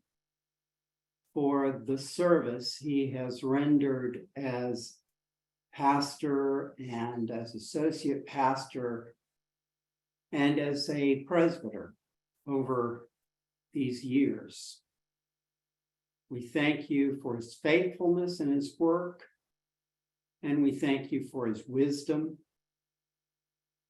And we ask that you would bless him in his retirement and allow him to know of your presence and peace all the days of his life. We pray this in Jesus' name. Amen. Thank you, moderator. That concludes our report. Thank you, Howard. And blessings to you, Dan. Let us now hear from the Committee on Pastoral Transition. We will hear from Teaching Elder Patrick Pettit. Thank you, Madam Moderator. Our report can be found on page 17 to 21 of the packet, and then S1 in the supplemental report as well. As usual, we did a whole bunch of stuff. You guys can read it for yourself. If you ever have any questions about it, you're always free to contact me. The one particular item that we would like to draw to your attention today is the reception of the Reverend Jeff Bender to be the interim pastor at First Presbyterian Church of Stanton, and to introduce him and to offer what he has never previously called the bunker question, will be my colleague, Jonathan Bunker. So I'm going to turn it over to him, and at the end of his introduction, our report will be concluded. So Jonathan, I now turn the floor over to you. Well, thank you, Patrick. And John Bethard, I'll expect a $5 check from you for the use of my name and role earlier in the meeting. But it is my pleasure to take part in the fourth of our introductions. It's kind of cool that a major part of this Presbytery meeting has been the privilege we have to welcome 4 new colleagues and 4 new friends into the ministry of our Presbytery. I think that sort of fits well with the sermon that was offered earlier in talking about weaving ourselves together. It's always nice to weave in new visions, new thoughts, new ideas, and new people into our common ministry. We heard earlier in the meeting about the work of the AC with First Presbyterian of Stanton. The introduction I am doing now bears witness to the faithfulness and the fruitfulness of that work as First Presbyterian of Stanton is ready to move on in their exploration of their sense of call to ministry in their community, and towards what God is planning for them in the future. And to help them with that work, they have brought in the Reverend Jeff Bender to serve as their transitional pastor. Jeff has been received into the membership of our presbytery from the West Virginia Presbytery, and his statement of faith and biographical sketch can be found on page 19 and 21 in the in your packet. Jeff, I'm going to ask you to begin by giving us a brief sense of your Christian journey and your sense of call to ministry. Yeah, thanks, Jonathan. Can you all hear me okay? All right. Yeah, again, my name is Jeff Bender. I've been serving in ministry actually now for about 20 years, which is kind of fun to think about. And it started by a series of really small nudges over the years. You know, I was raised as a Presbyterian in Parma, Ohio, which is just outside of Cleveland, Ohio. My mom's Presbyterian, my dad's a Roman Catholic. So I was actually raised going to both churches. Just the rule of the house was that you had to go to church somewhere. And so, you know, it just depended on the weekend and what the situation was. But eventually I did find a really safe and welcoming space within the Presbyterian church, especially in youth ministry. The youth ministry involvement led me to a wonderful college experience at the College of Worcester in Ohio. Because I was at the College of Worcester, I met some really wonderful other Presbyterians who invited me to do things like youth work, where I served as a summer camp counselor for multiple summers, working with the YMCA and other organizations. And then following college, I really wanted to see if I could maybe combine some sort of way of working with young people, enjoying my time in the outdoors, which I developed a passion for, and then also this developing sense of ministry and faithfulness to the church. So I little by little kept on getting these small nudges over the years and ended up in youth ministry. And after a couple of years in youth ministry, felt that nudge to seminary, and after that nudge within seminary and reading letters like a letter from Birmingham jail from Martin Luther King, realized that maybe there's a space for me in congregational ministry. And so, little by little, I kept on listening for those calls with those relationships of people that I've met, with those conversations that really felt heartfelt and passionate and inspired. And that led me to congregational ministry, where I've been serving since being initially ordained in the PCOSA in 2009. This is my fifth call in ministry, and I've had some really wonderful experiences throughout the country and in a variety of capacities.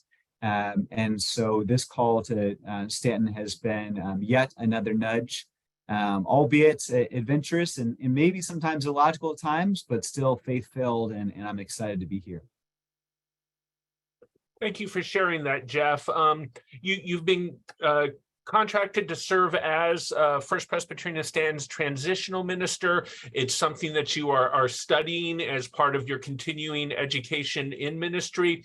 What is it about transitional work and the work at First Stanton in particular that makes you feel called by God to do that sort of work in the life of congregations? Yeah, so as you mentioned, actually my doctorate work right now, I'm working on my final, we call it an integrative project with Austin Presbyterian Theological Seminary. So I'm looking at, again, combining my passions, and I'm asking the question, how does the outdoor or the wilderness experience help inform our experience of the church going through transition? And part of that is looking at the professional side of transitional or interim ministry. And what I found, this is my second interim call. Just previous to this, I was serving as an interim at Old Stone Presbyterian Church in Lewisburg, West Virginia. What I find with an interim ministry is that it really allows for the pastor to come in and really be open to creativity, to brainstorming, to problem solving.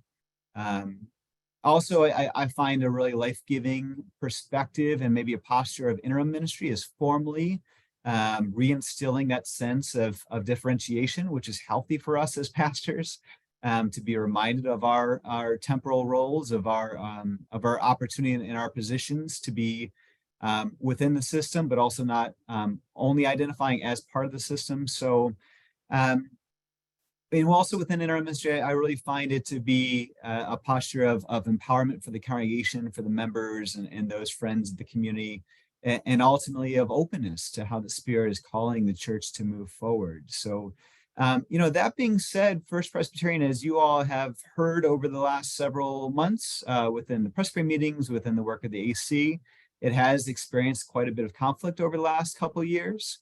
And there's a lot of healing still needed, and a lot of grieving still needed, and a lot of tough decisions to be made over these months and years moving forward. But I do feel that I can be helpful here. I feel called to bring a sense of peace and stability, which the congregation has voiced since I've arrived. I feel called to this region, not only in Virginia, but throughout Appalachia. It's become a second home of mine over the past few years, where I've worked with the Presbytery of the Peaks based out of Lynchburg, and again out of West Virginia, and now here in Shenandoah. And I also feel like this ministry context allows for creativity if they so choose. So a lot of interim churches sometimes fall in these categories of what to do, but I do feel like First Presbyterian is in a really unique situation to be really genuinely open to how God's calling them to be faithful moving forward. And also within this ministry context of Stanton itself, providing a lot of good resources and opportunities for such creativity and faithfulness. So again, I don't come in with only rose-colored glasses. I am very realistic about the challenges that are here with this church. But I do feel that God is certainly working within amongst us. And so it's just part of a joy for me to be part of it. Well, thank you, Jeff. It is appropriate for there to be questions from the floor. Are there any questions for Jeff?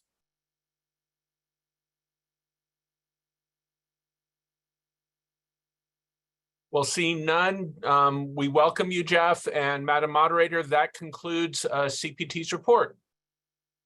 Thank you, Patrick and Jonathan, and welcome, Jeff. This time we will move to the Committee on Mission and Outreach. Our teaching elder, Bobby Spurgeon, will share with us.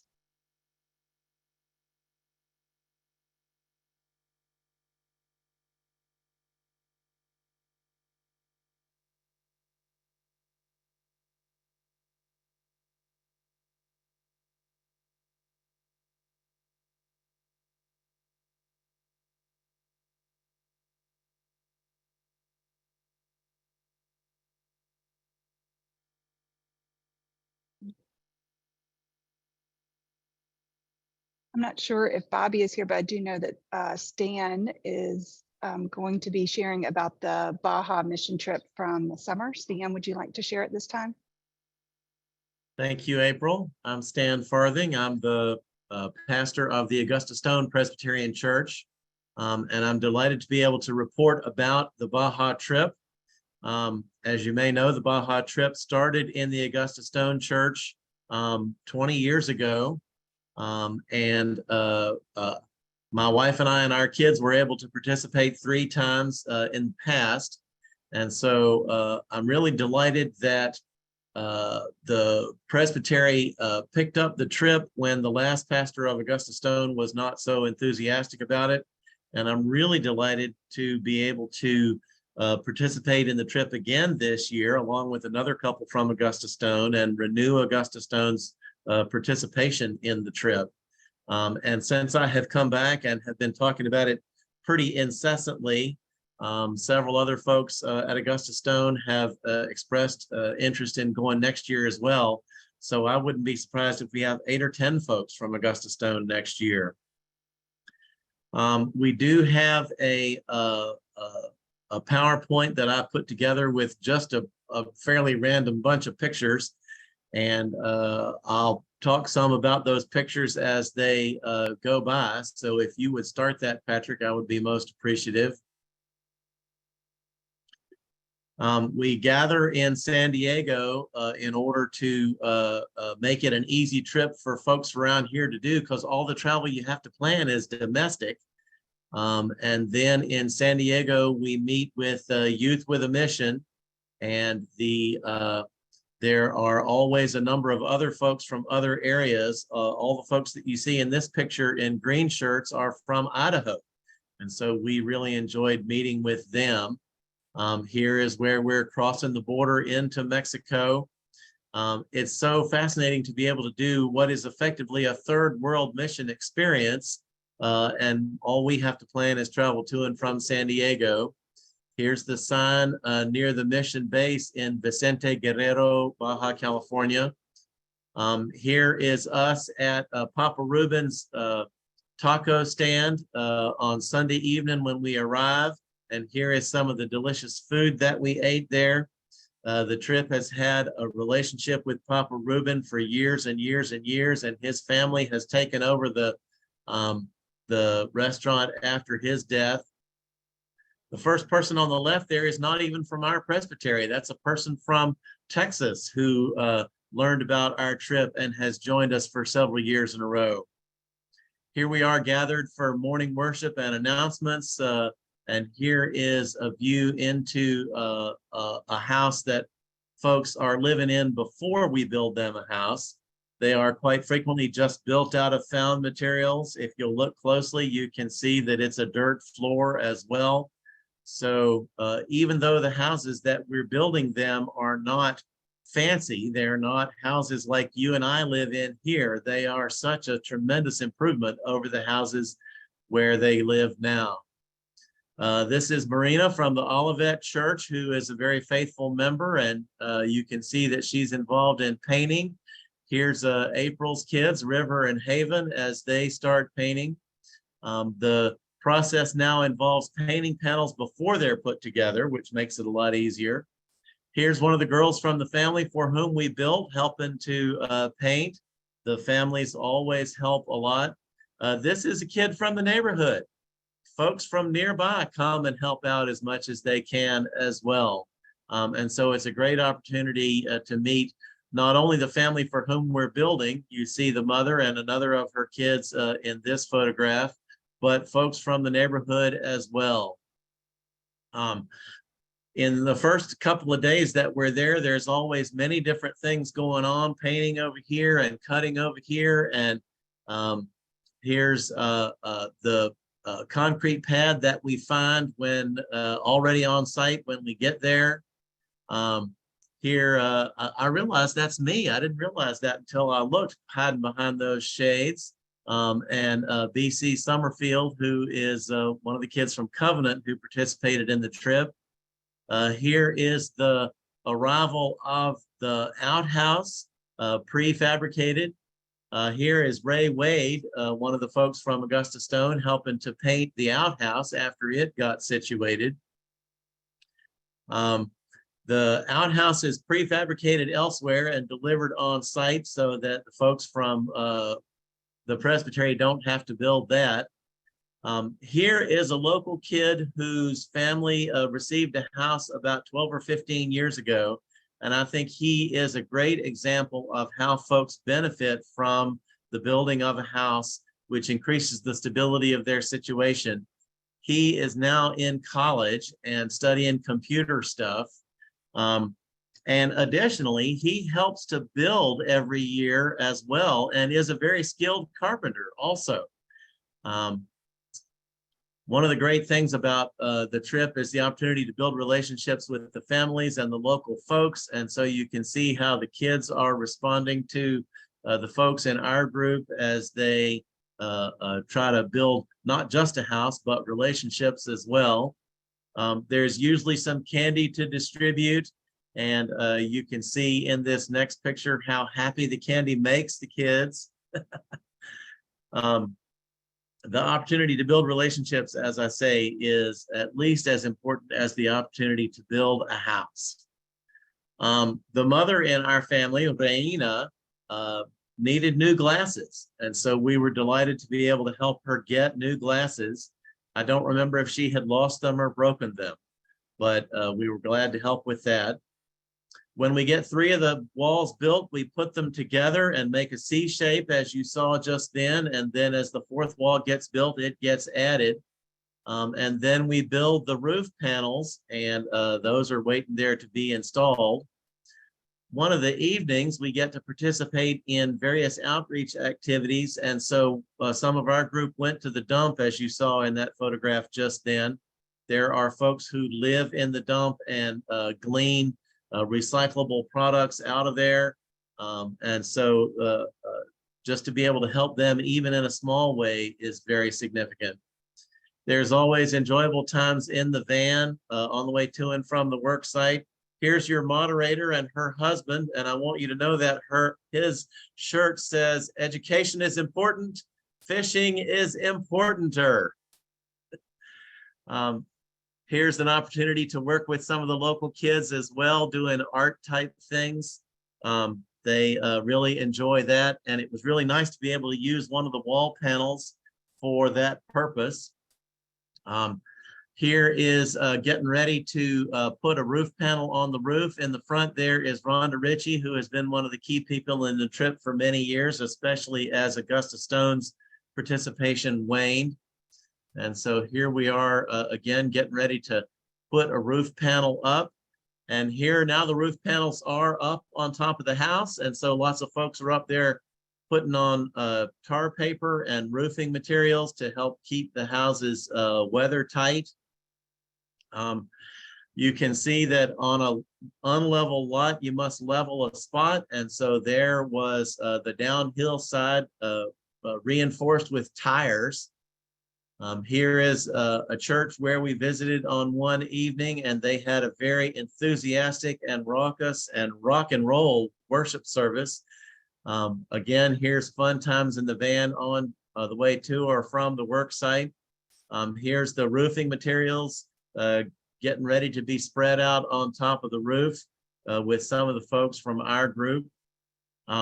When we cut out the windows in the wall panels, they have to be smoothed out, and then the trim gets added so they look nice. The house does need to be firmly connected to the concrete slab so it doesn't blow away when the wind gets up. And yes, there are dangerous critters on site. That was a small deer slayer, only about an inch or an inch and a half. You can see here, this house has had some of its trim added. And again, a great opportunity for folks to take a picture together to show how much they enjoy working on the houses and working on the relationships with the local folks. I thought it was great to see this picture of this big tough guy with one of the kids. Here is the opportunity to go with the family to do some shopping. Usually that happens on Thursday. And although I've never participated in the shopping trip myself, I'm told that the philosophy of that is that we follow along behind the family and put one of each thing that they get into an additional cart, so they get two of everything. We also like to stage the house before we let the family into it. So there you saw the dining room with dishes and stuff on the table. Here's the kitchen, kitted out with lots of good kitchen supplies and just kind of the general things that you need in your house. One of the kids enjoying the new house. Here is the dedication ceremony. In the jeans and the black shirt on the right, and again in this picture as well, is Asher, who was our contact with Youth with a Mission and who helped guide and promote our work. Here is the family looking at the house as they're taken through it. Here's the work site, the work team on the house for Reina Salazar. And then after this picture was taken, Reina wanted a picture with just the women in the work crew. And so that was quite well received also. Some of them did things that are a little more technical working on the house, and some of them focused on working on the relationships and art type things. Here's the sign that Haven, I think it was April that you said, that made the sign for the house, and she made one for the other house as well that our group worked on. On Friday, we get the opportunity to visit several different places in the neighborhood and contribute to the local economy. I don't know if anybody actually bought that bag of Cheetos that big, but it was fascinating to see it anyway. One of the things we visited was a local ministry that makes shoes that are adjustable in size and can fit a kid for 5 or 6 years, maybe even longer. On Friday evening, we have a big celebratory dinner in the dining hall at the mission base. And then we go out to the beach for our fireside communion service. And so we really enjoyed being able to do communion. There were a number of local folks there with us. We realized that the Presbytery failed to authorize the communion, so I was happy that the Augusta Stone session authorized the communion on the beach. And here we are getting ready to load up in the vans. And here we are, one last picture of all of us at what were described as the best restrooms in all of Mexico on our way back up to the border to come across to San Diego.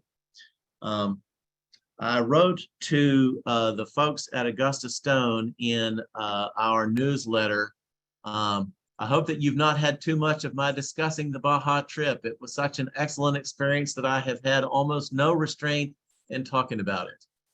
And I further said to them, you have probably heard much about the logistics of the trip and sort of a play-by-play of what happened. You have heard of the building and equipping of a house and of the building of relationships. You have heard of feeling close to God and of seeing God in the faces of the family for whom we built, other locals, and our co-workers on the build team. You have heard of continual praise and gratitude to God for both the gift of a house and the gift of being able to give a house. You have heard of the satisfaction experienced in participating in God's work in the world. And so I'm delighted to have had this opportunity. I know that I always come away from an experience like this feeling like I'm the one who's gotten the greater benefit. And so I'm so glad that this is available to folks in our presbytery and folks out to whom folks in our presbytery have reached to invite them to participate as well. I do also want to report that the tropical storm went through Vicente Guerrero just over this past weekend. But the word that we have gotten from there is that the effects were not so great at Vicente Guerrero. And so we are grateful to God for that. Please do keep the folks of Baja California and everybody else who has been affected by the tropical storm in your prayers as they continue to recover from all that. So I don't know of anything else that the Committee on Mission and Outreach needs to report. So I'm open to any questions, but if there are none, then that will conclude our report.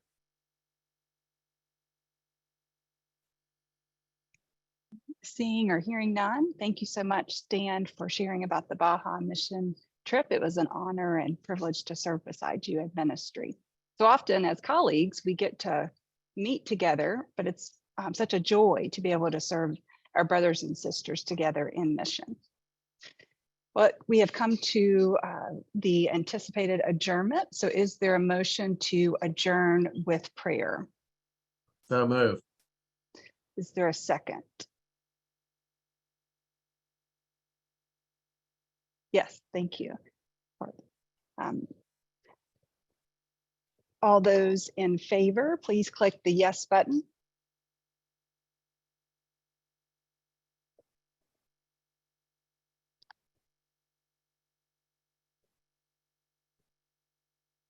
Any opposed, please press the red button. Looks like motion passes.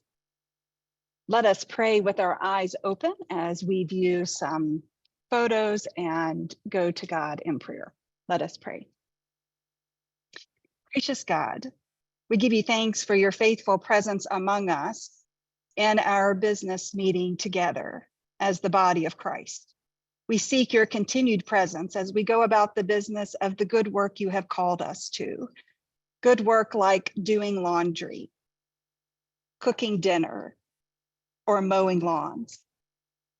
Good work like writing sermons, practicing preludes, or praying near hospital beds. Good work like loving neighbor and loving you with our voices, our thoughts, and our hands and our feet.